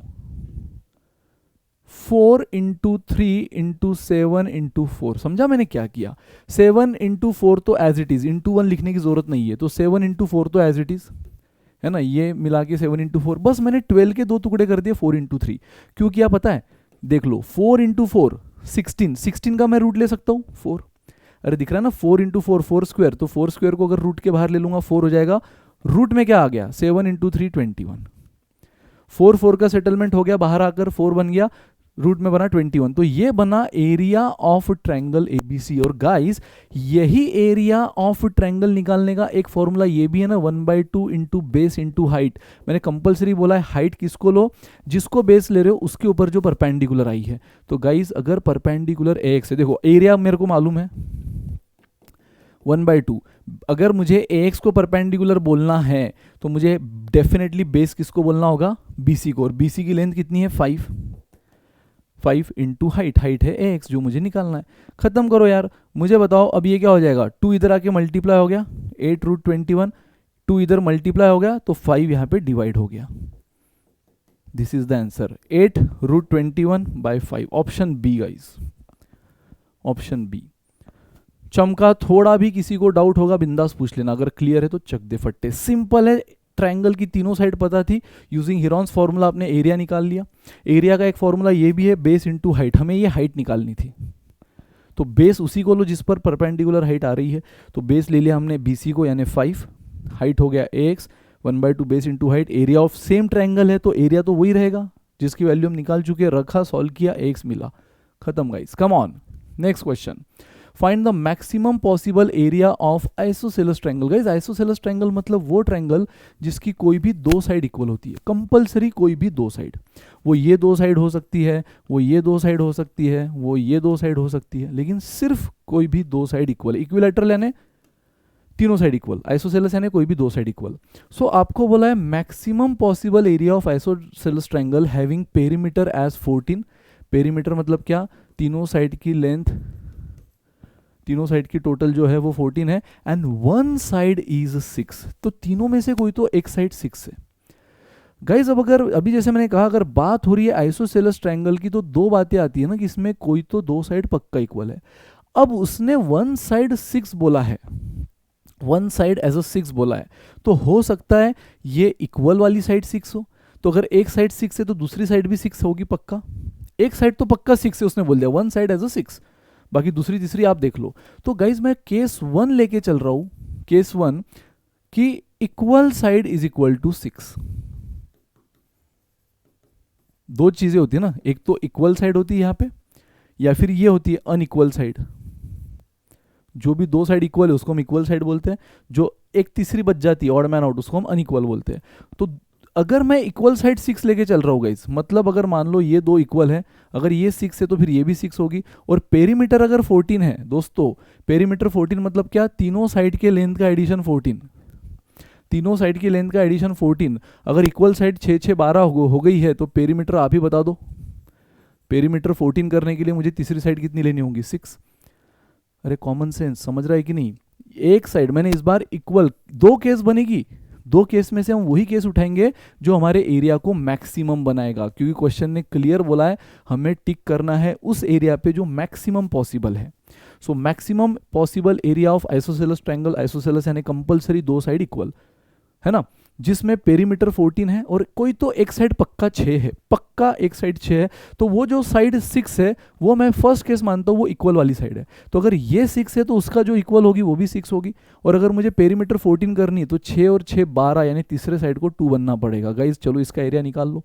इसका एरिया निकालने के लिए इसका सेमी पेरीमीटर क्या आएगा, पेरीमीटर 6 + 2 14/2 7, और बस यहाँ पे चलो 7।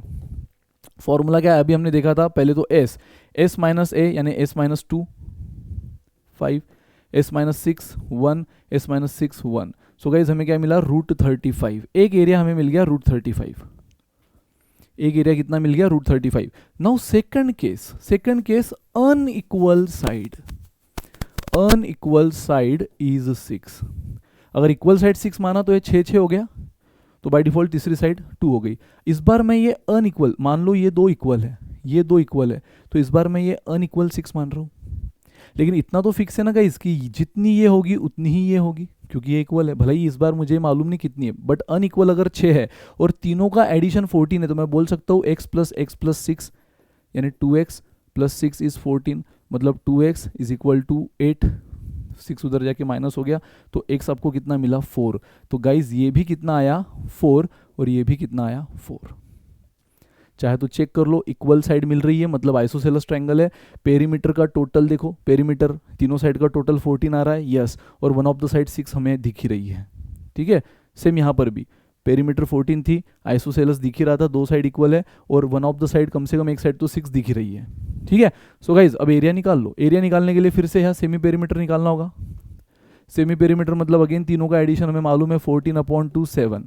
तो एरिया का फॉर्मूला क्या होता है, फिर से वही पूरा रूट में s मतलब क्या, 7, s माइनस ए तो इसको a बोल देते हैं, 7 - 6 1, s minus b 7 - 4 3, and s minus c 7 - 4 3। So guys ये कितना हुआ, 3 3 9 9 × 7 63। अब आप मुझे बता दो यार, ये बड़ा है या ये बड़ा है। डेफिनेटली √63 इज ऑलवेज बिगर या ग्रेटर देन √35, तो हमें इस पे टिक करना है। हाँ, अब ऑप्शन में √63 नहीं है तो टेंशन नहीं लेना है, इसको सिंप्लीफाई कर रहा है। मुझे बताओ √63 मतलब ही क्या होता है, 9 × 7 ना, तो 9 को तो हम बाहर भी ले सकते हैं, 9 इज द परफेक्ट स्क्वायर, उसको बाहर ले लिया 3 हो जाएगा, 3√7 is the answer. 3√7 is the answer. Option में 35 है, लेकिन जल्दबाजी में एक ही निकाल के उस पर टिक मत कर देना, टिक मत कर देना, क्योंकि क्वेश्चन ने क्या बोला है, मैक्सिमम एरिया। मैक्सिमम एरिया चमका गाइस। तो मैक्सिमम एरिया कब बनेगा, जब आप दोनों को चेक करो, कंपेयर करो, और जो बड़ा है वाकई में उस पर टिक करो। तो क्वेश्चन बहुत सही था यार, दिमाग वाला था क्वेश्चन। आपको आइसोसेलेस ट्रायंगल बोल दिया है, एक साइड दे दी है 6, एक साइड पक्का एक 6 है, और पेरीमीटर 14 का हिंट दे दिया है। बोला है बताओ मैक्सिमम एरिया क्या होगा। तो यहाँ दो केस बनती है, जो साइड उसने 6 दी हो सकता है वो इक्वल वाली साइड हो, क्योंकि आइसोसेलेस में दो साइड, सिर्फ दो साइड पक्का इक्वल होती है, तीसरी अनइक्वल होती है। तो मैंने इक्वल वाली को 6 माना, तो एक 6 तो दूसरी भी 6 होगी, और पेरीमीटर 14 करने के लिए तीसरी को 2 बनना पड़ेगा, क्योंकि इनकी एडिशन 12 हो गई है, तो तीसरी को 2 दे दो, 14 हो गया। ये कंडीशन भी सेटिस्फाइड। तो बस एस निकाल लिया। फिर हीरोन्स फॉर्मूला हमें मालूम ही है, s minus a, s minus b, s minus c. ये बन गया Heron's formula area of triangle का। S into s minus a, s minus b, s minus c सब रूट में। एस मतलब क्या, सेमी पेरीमीटर, पेरीमीटर का हाफ। तो 7 इंटू 7 में से एक एक साइड माइनस करते गए, S minus 2, S minus 6, S minus 6, तो ये मिला रूट 35। दूसरी केस, ये तो इक्वल साइड 6 मान ली थी उसने, ऐसा थोड़ी बोला इक्वल ही 6 है, तो दूसरी केस बनती है अनइक्वल 6। तो अनइक्वल 6 है मतलब ये इक्वल इक्वल तो सेम है, तो तीनों का एडिशन कितना हुआ, अगर मैं एक्स एक्स बोल दूँ इसको, तो 2x प्लस 6 है ना, x प्लस 6, 2x प्लस 6, और तीनों का टोटल 14। पेरीमीटर बोल दिया क्वेश्चन ने, तो x मिला 4, तो ये इक्वल साइड हमें मिल गई 4 4। फिर से सेमी पेरीमीटर 7 निकाला, 7 इंटू 7 में से एक एक माइनस करते गए, तो आपको ये मिला, और डेफिनेटली ये बड़ा दिख रहा है, तो दिस इज द आंसर। सिर्फ ऑप्शन में दिख नहीं रहा है तो उसको सिंप्लीफाई किया, 63 यानी 9 इंटू 7, 9 को बाहर ले लिया, 3 root 7। Come on guys, a ladder reach a window that is 8 meter above the ground on one side of the street. So guys एक street है, उसके एक साइड में 8 metre above the ground, 8 metre above the ground एक window है, वहां पे एक लैडर पहुंच रही है ना, यहां पे एक लैडर पहुंच रही है। मस्त क्वेश्चन है, क्वेश्चन हलवा है, बस डायग्राम जिसने बना ली क्वेश्चन पढ़ के उसके लिए एकदम आसान।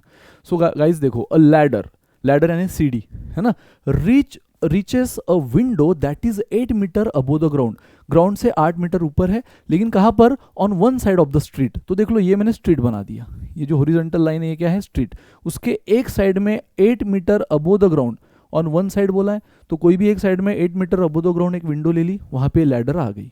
ठीक है, दिस इज लैडर। ठीक है, अब देखो क्वेश्चन क्या बोल रहा है, keeping its foot on the same point, इसका फुट इसी पॉइंट पे अगर मैं रखूं, ये हुआ लैडर का foot, keeping its foot on the same point, the ladder is twin to the other side of the street to reach a window 12 metre high. So guys दूसरे साइड भी 12 मीटर हाई पे एक window है, दूसरे side भी 12 metre high पे एक window है। तो अगर मैं लैडर का फुट वहीं पे रखूं और लैडर को बस ट्विंट करूं, ऐसे ट्विल्ट करूं, तो वो वहां तक पहुंच रही है। सेम लैडर जो जब यहां थी तो बराबर इस 8 मीटर पे पहुंच रही थी, लेकिन अगर मैं उसको थोड़ा सेम फुट रख के थोड़ा टिल्ट करूं दूसरे साइड में, तो एक 12 मीटर पे विंडो वहां तक जा रही है। गाइस अगर लैडर सेम है तो मुझे बताओ, जितनी लेंथ ये भी लैडर है और ये भी वही लैडर है, तो जितनी लेंथ इसकी आएगी उसकी ये लेंथ भी उसकी आएगी।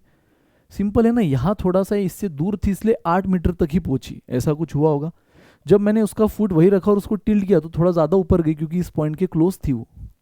तो इतना बस आपको कॉमन सेंस से समझना है, जो लेंथ गाइस, जो लेंथ ये आएगी वही लेंथ ये आएगी, क्योंकि दोनों लैडर है, सेम लैडर, जो एक विंडो दूसरे विंडो पे गई है। ठीक है, तो चलो मैं यहाँ पे ए, इसको बी बोल देता हूँ, इसको सी बोल देता हूँ। तो जो बी सी की लेंथ है वही सी डी की लेंथ है। हो गया। मुझे बताओ आगे क्वेश्चन ने क्या बोला है, find the width of street. Width of street यानी ये निकालना है, क्योंकि स्ट्रीट में मैंने आपको पहले ही बोला, इस हॉरिजॉन्टल लाइन को मैंने स्ट्रीट बोला है। स्ट्रीट यहाँ पे एक साइड में 8 मीटर पे एक विंडो, दूसरे साइड में 12 मीटर पे एक विंडो, सेम लैडर यहाँ पहुंची, उसको टिल्ट किया यहाँ पहुंची, विड्थ ऑफ स्ट्रीट पूछा है। ठीक है, and ladder is 13 metre high, तो लो ये भी 13, अगर ये 13 दिया तो ये भी 13 हो जाएगा। गाइज देखते देखते आपको ये क्या दिख रहा है, this is what, common sense. ये राइट एंगल ट्रायंगल बन गया है ना। ये ग्राउंड तो हमेशा हॉरिजॉन्टल रहेगा, अगर कुछ नहीं बोला है क्वेश्चन ने तो हम बाय डिफॉल्ट ग्राउंड को हमेशा फ्लैट मानेंगे, और उसके एग्जैक्ट ऊपर वन साइड में जो विंडो है तो वहां से ये क्या बना रहा है, 90 डिग्री है ना।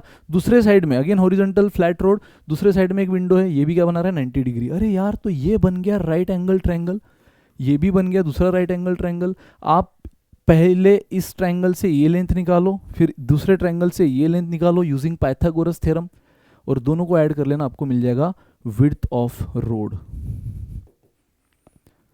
जो आपको पूछा है। गाइस अगर ये तो हो गया, अगर ये 12 है ये 13 है, तो मुझे बताओ ये कितना आ जाएगा, 5। सी कितना आ जाएगा 5। अभी मैंने आपको बताया था ना कुछ फेमस पाइथागोरस ट्रिपलेट, तो एक बताई थी 3 4 5, एक बताई थी 5 12 13। अगर आपको दिख रहा है कि 90 डिग्री के जो अपोजिट साइड है, जिसको हम लॉन्गेस्ट साइड बोलते हैं राइट एंगल ट्रायंगल की, हाइपोटेनियस, अगर वो 13 है ना, एक कोई तो साइड 12 है और ये 90 डिग्री है, ये कंफर्म है, तो तीसरी साइड को 5 ही होना है। बिना कैलकुलेशन के आप निकाल सकते हो। अगर कैलकुलेशन कर भी लेते तो 13 square is equal to 12 square plus c square, ऐसे ही करते ना। Highest side is equal to इन दोनों साइड के स्क्वायर का एडिशन। देख लो, ये हुआ 169, ये 144 होगा, 12 स्क्वायर इधर आके माइनस हो गया, तो सी स्क्वायर कितना मिला आपको 25। तो सी कितना मिला, सी मिल गया 5। सी कितना मिल गया गाइस 5। और वही चीज तो मैंने बोली बिना कैलकुलेशन के, क्योंकि यहाँ पे ट्रिपलेट बन रही थी। हाँ, अब यहाँ ट्रिपलेट नहीं बन रही है, 8 13 की कोई ट्रिपलेट नहीं है, तो यहाँ बाय डिफॉल्ट आपको कैलकुलेशन करना होगा। अगेन 90 डिग्री के अपोजिट साइड, तो ये था ट्रायंगल CDE, जिसमें कैलकुलेशन की जरूरत नहीं पड़ी, ये तो बस आपके तसल्ली के लिए बताया। अब देखो ट्रायंगल ABC, अगेन ABC भी क्या है, राइट एंगल ट्रायंगल। तो यहां पर देख लो, सबसे लॉन्गेस्ट साइड 90 डिग्री के opposite 13 square is equal to, एक साइड है 8 स्क्वायर, दूसरी साइड है AC स्क्वायर, है ना, ये AC स्क्वायर, तो AC हमें निकालना है। तो ये 169, ये 64 होगा, इधर आके माइनस हो गया, तो AC स्क्वायर आपको मिल गया 105, तो AC कितना मिल गया √105। मुझे बताओ गाइज √105 कितना आता है। यार सिंपल है, √81 कितना आएगा 9, सॉरी √100, 81 नहीं, √100 कितना आएगा 10, क्योंकि 105 देखो किसके अंदर में आ रहा है। अगेन यहाँ पे तो बहुत इजी था, सी स्क्वायर 25 था, तो सी इज 5, क्योंकि 25 इज द परफेक्ट स्क्वायर, लेकिन 105 ये परफेक्ट स्क्वायर नहीं है ना। तो अब √105 क्या आएगा, अब √100 10 होता है, √121 11 होता है, ये तो बच्चा बच्चा जानता है, √100 10, √121 11 गाइज। बट हमें जो निकालना है √105, √105 ये 100 से बड़ा है और 121 से छोटा है। इसका मतलब हमारा जो भी आंसर आएगा ये 10 और 11 के बीच में आएगा।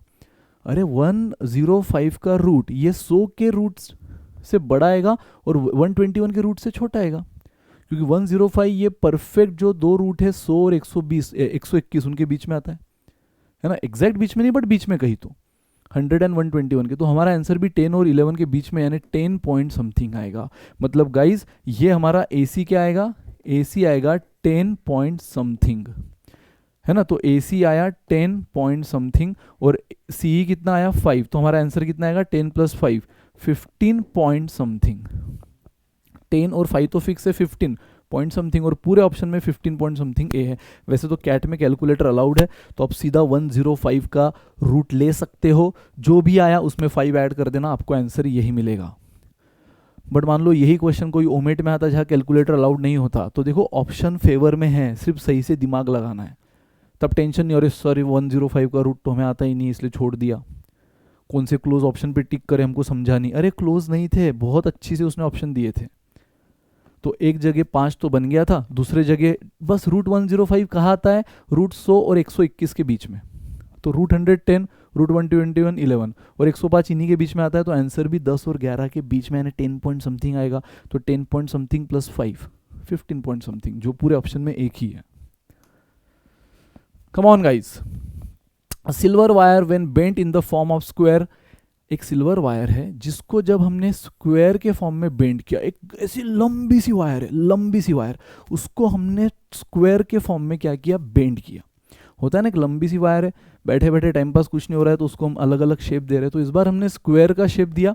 एनक्लोजेस एन एरिया ऑफ 484, तो गाइज ये एरिया बन गया इस स्क्वायर का 484, और स्क्वायर मतलब आपको मालूम है चारों साइड इक्वल, और एरिया अगर 484 है तो एरिया का फॉर्मूला, स्क्वायर में एरिया का फॉर्मूला अब भी बताया था, क्या होता है a square, and 484 is the perfect square of 22। तो taking square root on both side a कितना मिला 22। अगर a 22 मिल गया, इसका मतलब ये चारों साइड 22 हो गई है, बराबर। तो आगे क्वेश्चन क्या बोल रहा है, now if the same wire, वही वायर जिसको हमने बैठे बैठे स्क्वायर का शेप दिया था, अब उसी वायर को हम सर्कल बना रहे हैं। इसी वायर का हम सर्कल बना रहे। गाइस दोनों केस में एक चीज सेम रहेगी, ये सर्कल दिख नहीं रहा है बट मान लो सर्कल है।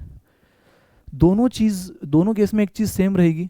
मुझे बताओ जितनी लेंथ ऑफ वायर का हमने स्क्वायर बनाया था उतनी ही लेंथ का सर्कल बनाया है ना, यानी दोनों केस में लेंथ ऑफ वायर सेम रहेगी। यहां लेंथ ऑफ वायर मतलब क्या हुआ, यहां लेंथ ऑफ वायर मतलब ही क्या हुआ गाइज, पेरीमीटर ऑफ स्क्वायर।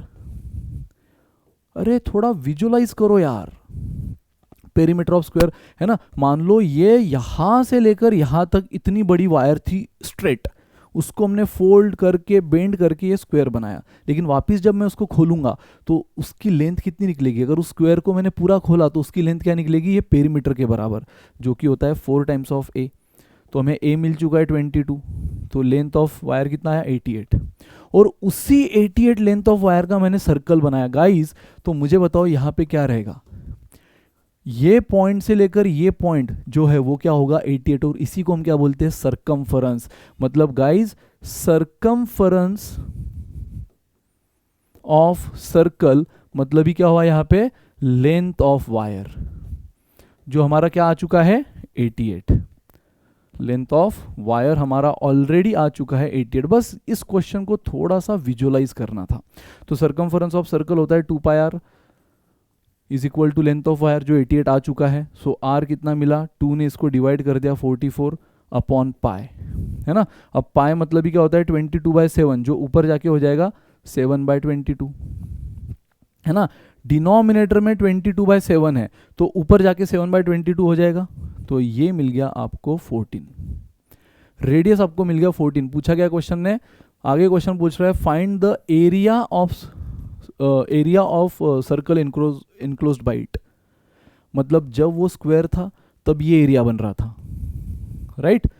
तो एरिया ऑफ स्क्वायर हमें पता है ए स्क्वायर, उससे हमें ए मिला, ए यानी चारों साइड सेम, क्योंकि स्क्वायर है तो चारों साइड सेम होती है, उससे हमें पेरीमीटर मिला 88। ये स्क्वायर की पेरीमीटर मतलब ही क्या, अगर उसको खोल दूं तो लेंथ ऑफ वायर, है ना, 88 is the length of wire. और उसी लेंथ का मैंने सर्कल बनाया है, और सर्कल की लेंथ मतलब ही क्या होती है सरकमफरेंस ऑफ सर्कल, जो कि है 88, क्योंकि सेम लेंथ है जिससे स्क्वायर बनाया था।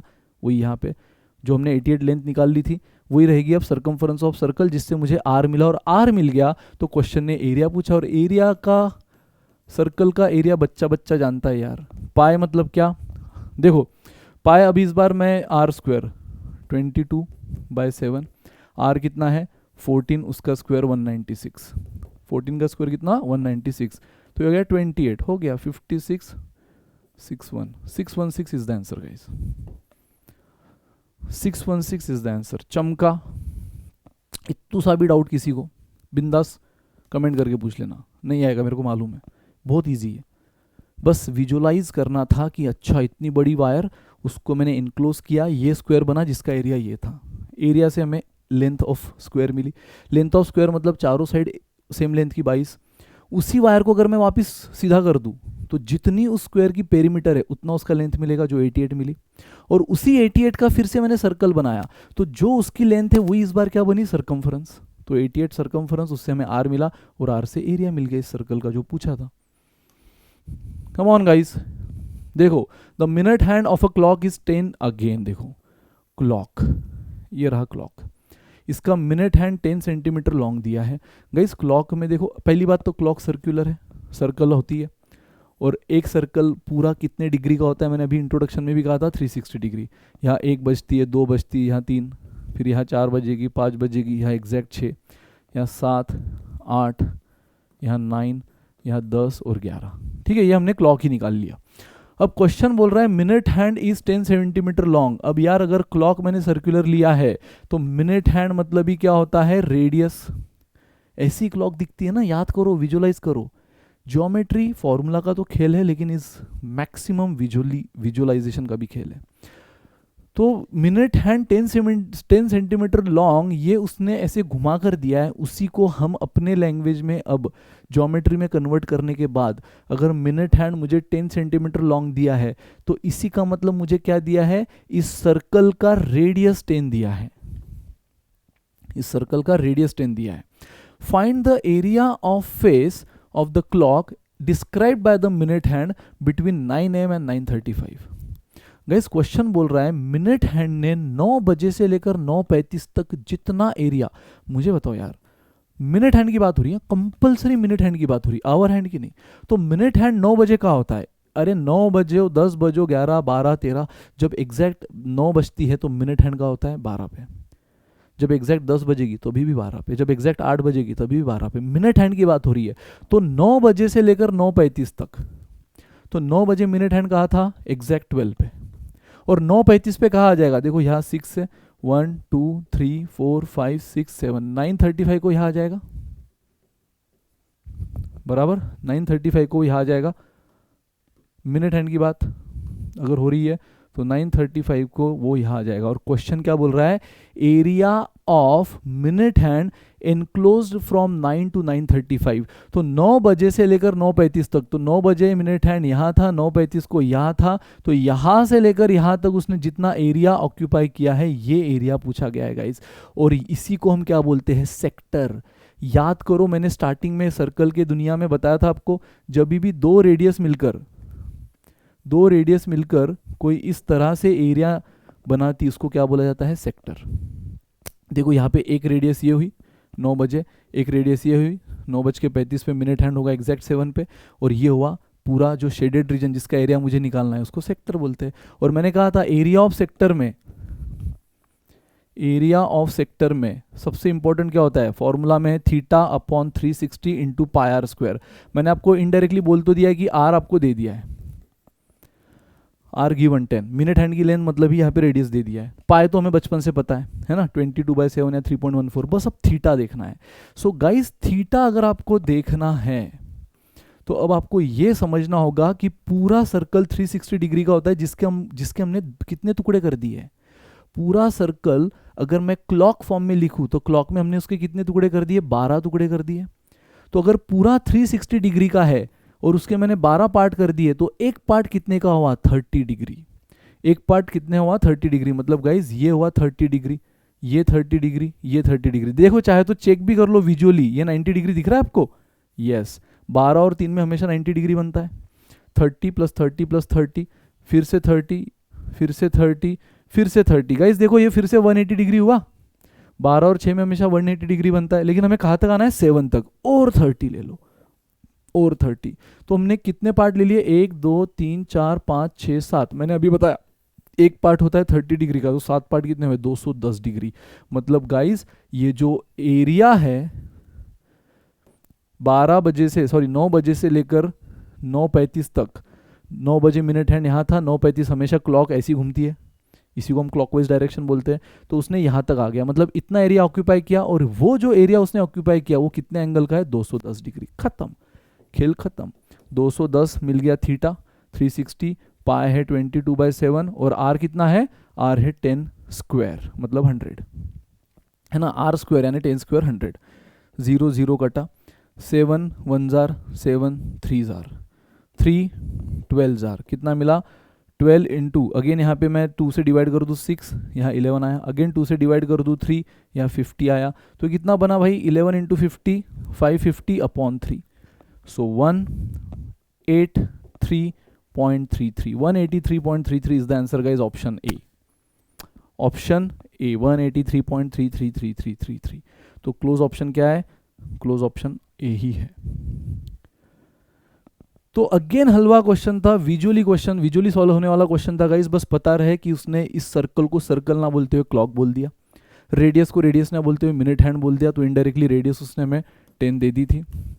फिर बोला था वो तो 9 बजे से लेकर 9:35 तक ये मिनट हैंड जितना भी एरिया ऑक्यूपाई करेगा वो पूछा है। तो 9 बजे मिनट हैंड का यहाँ पे, 9:35 को यहाँ पे, तो उन दोनों रेडियस ने मिलकर जो एरिया ऑक्यूपाई किया उसी को हम सेक्टर बोलते हैं। और एरिया ऑफ सेक्टर ये होता है जिसमें थीटा क्या है, थीटा यानी आपको बस ये ढूंढना था। तो अगेन पूरा सर्कल 360 डिग्री, क्लॉक ने उसको 12 पार्ट में तोड़ दिया, मतलब एक पार्ट हुआ 30 डिग्री का। तो अगर एक पार्ट 30 डिग्री है तो यहाँ तक कितने पार्ट आ गए, हमने काउंट कर लिया, 1 2 है ना, 1 2 3 4 5 6 और 7 तक लाना है हमें, 7। तो 7 इंटू 30, 210 डिग्री। या फिर आप ऐसे भी देख सकते हो, यहाँ तक तो 180 होता ही है, प्लस बस ये 30 ऐड कर दो, 210, बाकी का काम कैलकुलेशन। 210/360 ये रहा फॉर्मूला, इन पाई 22/7, आर है 10, उसका स्क्वायर 100। सॉल्व किया, सिंप्लीफाई किया, आंसर आ गया. Come on guys. What will be the area in square meter of 1.5 meter wide lawn developed around all the four sides of rectangular field? So guys, एक rectangular field है ना, एक rectangular field है, उसके around हमने एक lawn बनाया है. What will be the area? हमें इनफैक्ट उसी लॉन का एरिया पूछा है in square metre of 1.5 metre wide lawn. ठीक है, सो 1.5 मतलब इस रेक्टेंगुलर फील्ड के 1.5 मीटर ऊपर, 1.5 मीटर इधर, ऐसा हमने क्या किया है ना, 1.5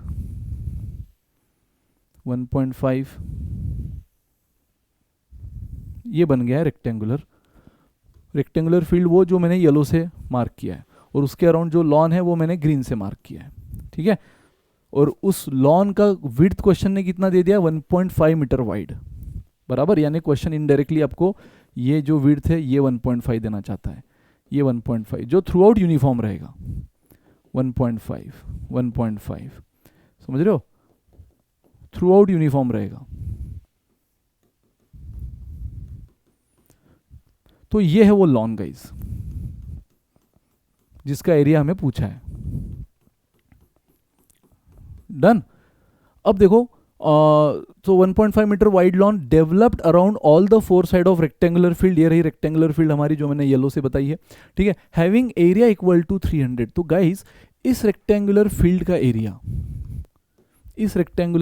एरिया आपको दे दिया है क्वेश्चन ने. ठीक है, कितना, 300 स्क्वायर मीटर.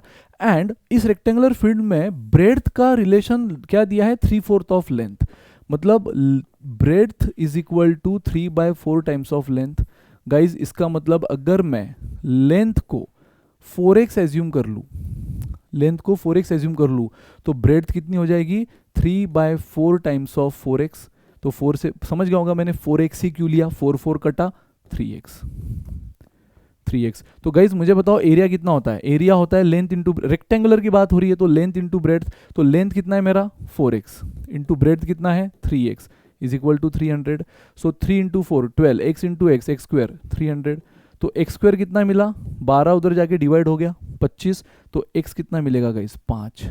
अगर x 5 मिल रहा है तो लेंथ कितनी हुई मेरी, x 5 मिल रहा है तो लेंथ हो गई 20 और ब्रेड्थ हो गई 15. अगर x 5 मिल गया है तो लेंथ और ब्रेड्थ हो गई है 20 15. तो गाइज इसका मतलब अगर ये 20 है और ये 15 है, तो मुझे बताओ ये जो बड़ा है रेक्टेंगल है, देखो आपको यहाँ पे जो इस थोड़ी देर पहले आपने सर्कल के क्वेश्चन देखे थे इनर आउटर, सेम यहाँ पर भी आपको इनर आउटर दिख रहा है.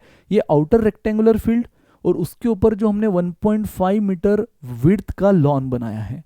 तो अगर छोटे रेक्टेंगल यानी उस रेक्टेंगुलर फील्ड का लेंथ अगर 20 है, ब्रेड्थ 15 है, तो गाइज मुझे बताओ ये कितना हो जाएगा, ये लेंथ कितना. अगर मैं इसको स्मॉल लेंथ बोल दूं, इसको स्मॉल भी बोल दूं, तो कैपिटल लेंथ कितना हो जाएगा. मुझे बताओ ये अगर 20 है तो उसमें बस क्या करना है, ये 1.5 एक साइड में, 1.5 दूसरे साइड में, यानी 3 ऐड करना है. तो ये बन जाएगी 23.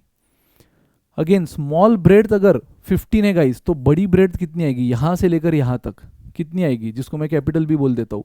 फिर से अगर ये 15 है तो 1.5 नीचे 1.5 ऊपर, 3 ऐड कर दो तो ये 18 आ जाएगी. और ख़त्म. उसने हमें सिर्फ कौन सा एरिया पूछा है गाइज, मैं फिर से आपको याद दिला दूं, उसने हमें पूछा है ये वाला एरिया, ये वाला.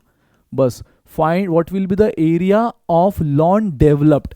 तो लॉन जो है वो इतना ही है ना जो हमने डेवलप किया है इस फील्ड के अराउंड.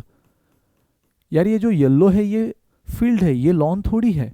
इसके अराउंड जो हमने लॉन डेवलप किया है वो इतना ही है. तो गाइज जो शेडेड रीजन है वो मैं कैसे निकालूंगा, मुझे पूरा रेक्टेंगल का एरिया नहीं चाहिए, मुझे बस इस शेडेड का चाहिए. तो outer rectangle minus inner rectangle, अरे खत्म. Therefore area of lawn is equal to outer area minus inner area, खत्म. और आउटर और इनर दोनों क्या है, रेक्टेंगुलर है, और दोनों की आउटर में मैंने लेंथ कैपिटल लिया है, ब्रेड्थ भी कैपिटल लिया है. सो 23 इंटू 18 ये हुआ आउटर एरिया. एंड इनर में, इनर क्या है 20 इंटू 15. इनर एरिया तो वैसे हमें पता ही है 300. इनर एरिया तो क्वेश्चन ने हमें दे भी दिया था ना 300. 20 इंटू 15 कर लो 300 ही मिलेगा. बस देख लो यार, 54 5 कैरियर 414 minus 300, so 114 is the answer. 114 is the answer guys, none of this. Option में 114 कहीं पर भी नहीं है, so answer is what, none of this. चमका. क्वेश्चन बहुत इजी था, बहुत हलवा था, बस थोड़ा समझना था कि बेसिकली उसने दिया क्या और पूछा क्या है. चमका गाइस. तो सिंपल है, एक रेक्टेंगुलर फील्ड है जो मैंने येलो से मार्क किया. देखो आपके लिए मैंने पेन बदल दिया है, तो येलो से मार्क किया जिसका एरिया 300 है. क्वेश्चन ने ये भी बोल दिया, चलो पहले इसकी पूरी बात कर लेते हैं. इसका एरिया 300 दे दिया और एक रिलेशन बोल दिया कि इसकी जो ब्रेड्थ है वो 3/4 टाइम्स ऑफ लेंथ है. तो लेंथ मैंने अपने मन से 4x ले ली, क्योंकि उसका 3/4 लेना था ना. आप x भी ले सकते हो, तो ब्रेड्थ हो जाती 3/4 टाइम्स ऑफ x, लेकिन सॉल्व करते तो आपको ब्रेड्थ और लेंथ यही मिलती 2015. मैंने और इजी कर दिया, मुझे पता है मुझे उसका 3/4 टाइम्स लेना है, तो मैंने उसको 4x ले लिया, तो लेंथ होगी 4x एज्यूम किया, तो ब्रेड्थ उसका 3/4 टाइम्स यानी 3x. और एरिया क्या फॉर्मूला होता है, लेंथ इंटू ब्रेड्थ, तो इसको सॉल्व किया 12x² 300, तो x मिला 5. जैसे x 5 मिला यहाँ रखा, तो इनर लेंथ मिल गई 20 और इनर ब्रेड्थ मिल गई 15.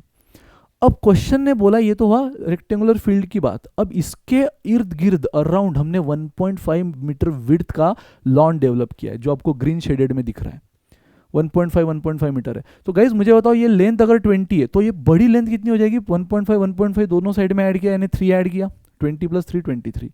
ब्रेड्थ भी अगर 15 है, 1.5 यूनिफॉर्म विड्थ है, तो नीचे भी 1.5 ऊपर भी 1.5, फिर से इसमें 3 ऐड किया, 18 मिला. और इसी लॉन का एरिया पूछा है, तो ये कैसे निकालेंगे हम. आउटर रेक्टेंगल, पूरा आउटर रेक्टेंगल कितना 23 × 18. बस ये पूरा हमें चाहिए नहीं, उसमें से फील्ड हटा दो, तो फील्ड यानी इनर रेक्टेंगल 20 × 15.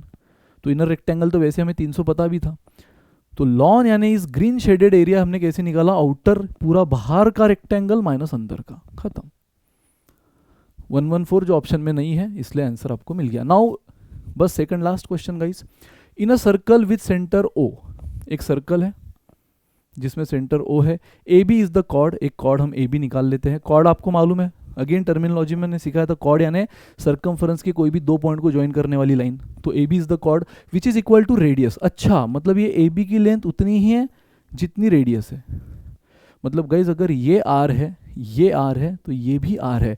इसी का मतलब ये ट्रायंगल क्या बन गया, AB एक कॉर्ड है, सर्कमफरेंस के 2 पॉइंट को ज्वाइन करने वाली लाइन, जिसकी लेंथ रेडियस के बराबर है. तो ये रेडियस तो आपको मालूम है, सेंटर टू सर्कमफरेंस, ये भी रेडियस है. सेंटर O से लेकर A, ये भी रेडियस है, O से लेकर B, रेडियस तो सेम होती ही है. साथ में AB की भी लेंथ रेडियस के बराबर है. तो यार ये ट्रायंगल बन गया इक्विलैटरल ट्रायंगल. ठीक है.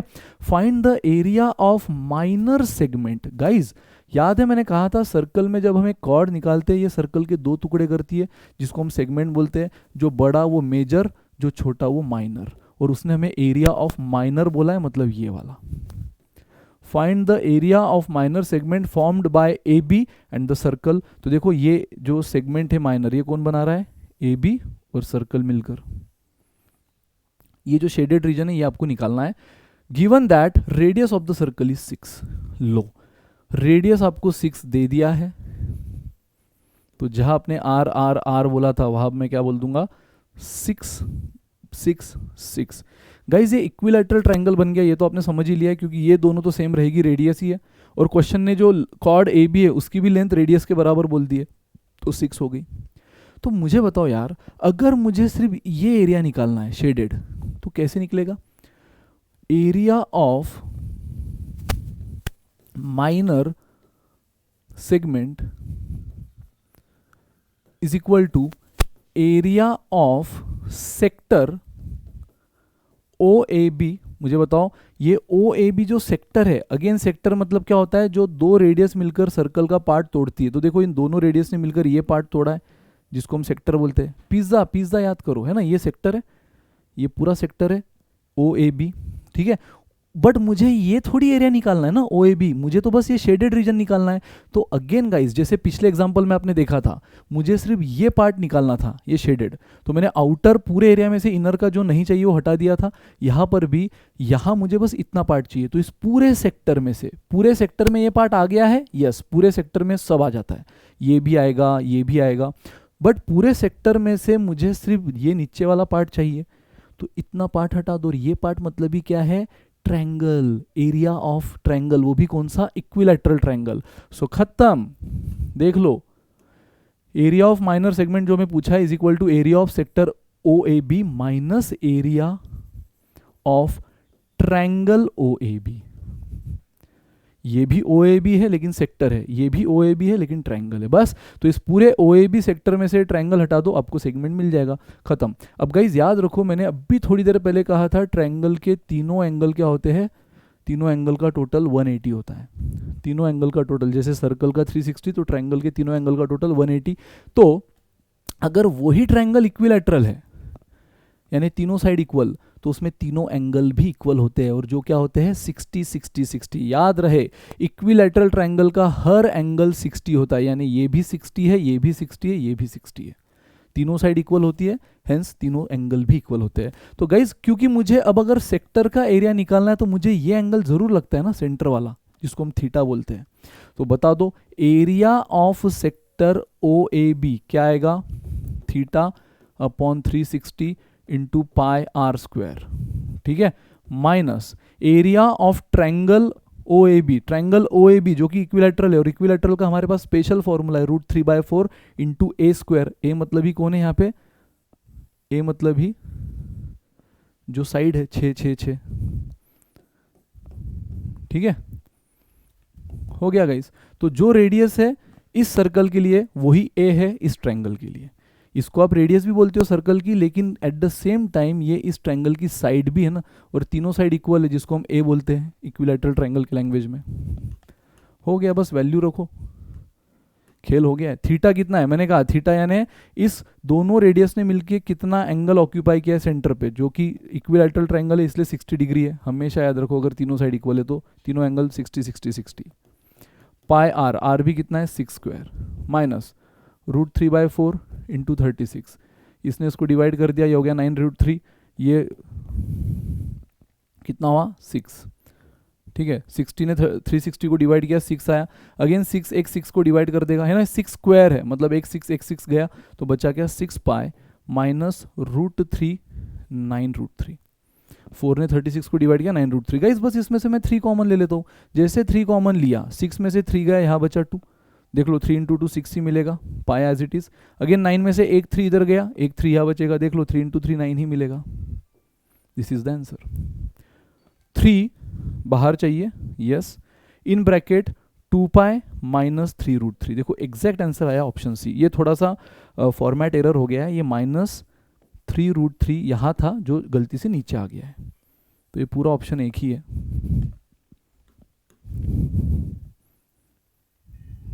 ठीक है। तो ये जो माइनस 3√3 जो इस लाइन में था वो यहाँ आ गया है, एग्जैक्ट आंसर मैच हुआ गाइस। चमका, हलवा क्वेश्चन था, तो कुछ नहीं, ये सेक्टर सेगमेंट का एरिया पूछा था, तो कॉर्ड ने जो सेगमेंट बनाई, एक मेजर एक माइनर, माइनर पूछा था, उसमें आपको पता था कि जो ए बी कॉर्ड है उसकी लेंथ रेडियस के बराबर है, तो ये दोनों तो रेडियस 6 6 है, ये भी 6 हो गई, क्योंकि सेम है, क्वेश्चन ने बोला था कॉर्ड की लेंथ इक्वल टू रेडियस, तो ये इक्विलैटरल ट्रायंगल बन गया। तो ये एरिया क्या हमें आंखों से दिख रहा है, पूरे सेक्टर के एरिया में से ट्रायंगल हटा दो, तो सेक्टर का area theta upon 360, equilateral triangle है, तीनों साइड इक्वल, तो हर एंगल 60 डिग्री होता है, तो यहाँ सेंटर पे 60 बना, पाई आर स्क्वायर यानी पाई 6 स्क्वायर, रेडियस भी 6 है, माइनस इक्विलैटरल ट्रायंगल का एरिया √3/4 इंटू साइड, साइड भी 6 है, जो रेडियस है वही साइड है इक्विलैटरल ट्रायंगल की। बस सॉल्व किया, 6 6 कटा 6 पाई, यहाँ पे 4 ने 36 को डिवाइड किया 9√3, 3 कॉमन लिया 2 पाई माइनस 3√3, खेल खत्म। Now this is the last question guys, उसके बाद एंड, ठीक है। सो लास्ट क्वेश्चन जो कि हेक्सागोन पे, जिसकी बात मैंने करी थी, if the area of regular hexagon, आपको मालूम है रेगुलर हेक्सागोन ये वर्ड आया तो आप आगे से इसेंशियल में आपने सीख लिया है, पूरे कैट जर्नी में आप कंफ्यूज नहीं होंगे, रेगुलर यानी 6 की 6 side equal. So regular hexagon is equal to area of equilateral triangle, जो इस हेक्सागोन का एरिया है वही इस इक्विलैटरल ट्रायंगल का एरिया है, हैविंग साइड 12, इसकी साइड तो हमें 12 दे दी है, ठीक है, इक्विलैटरल ट्रायंगल है तो डेफिनेटली तीनों साइड इक्वल होंगी, तो इसकी साइड तो हमें 12 दे दी है। और हेक्सागोन का एरिया क्या होता है ये भी हमें पता है, 6 टाइम्स ऑफ, मान लो ये साइड मैंने ए ले ली, ये हमें निकालना है ना, तो ये मैंने ए ले ली, तो इसका आपको मालूम है एक रेगुलर हेक्सागोन कितने इक्विलैटरल ट्रायंगल बनाता है, √3/4 इंटू ए स्क्वायर, ये एक इक्विलैटरल ट्रायंगल का, और ऐसे वो कितने ट्रायंगल बनाता है 6,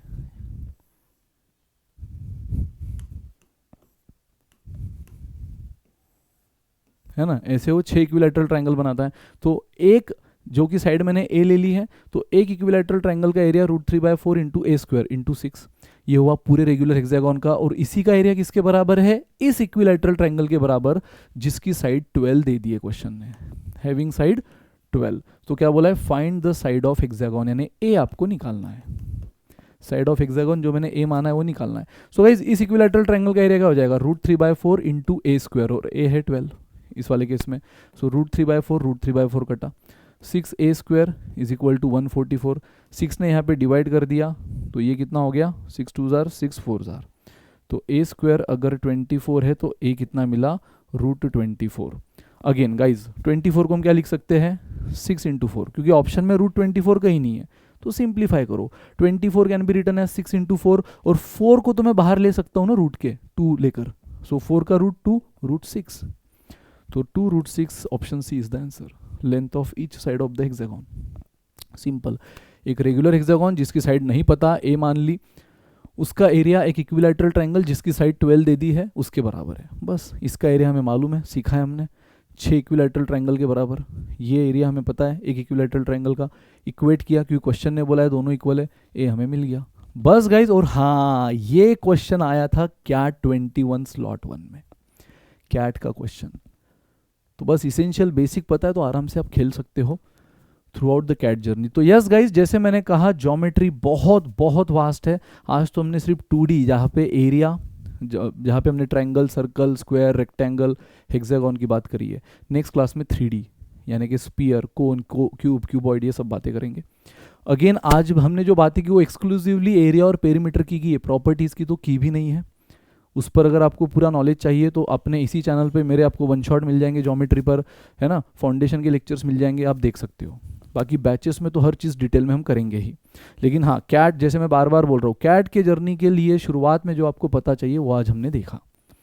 नेक्स्ट में 3D देखेंगे, ठीक है। अगेन एक बार फिर से याद दिला दूं, नंबर सिस्टम में जो जो स्टूडेंट को डीपीपी के क्वेश्चन में डाउट आ रहे हैं क्योंकि उनको यूनिट डिजिट थ्योरम और ये रिमाइंडर थ्योरम ये बेसिक से नहीं पता, तो यार एक लेक्चर में पूरा नहीं हो सकता, इसलिए मैंने उस लेक्चर में वही बताया जो नंबर सिस्टम में आपको थ्रू आउट काम आएगा। लेकिन अगर आपको एक एक topic, remainder theorem, unit digit theorem, trailing zeros detail में सीखना है तो उन पर मेरे एक एक वीडियोज़ है फाउंडेशन के, वो देखो और उन क्वेश्चन को सॉल्व करो, टेंशन नहीं लेना, ठीक है। सो गाइज आई होप आज आपको सब चमका होगा। मिलते हैं नेक्स्ट क्लास में, till then bye bye, good day, take care.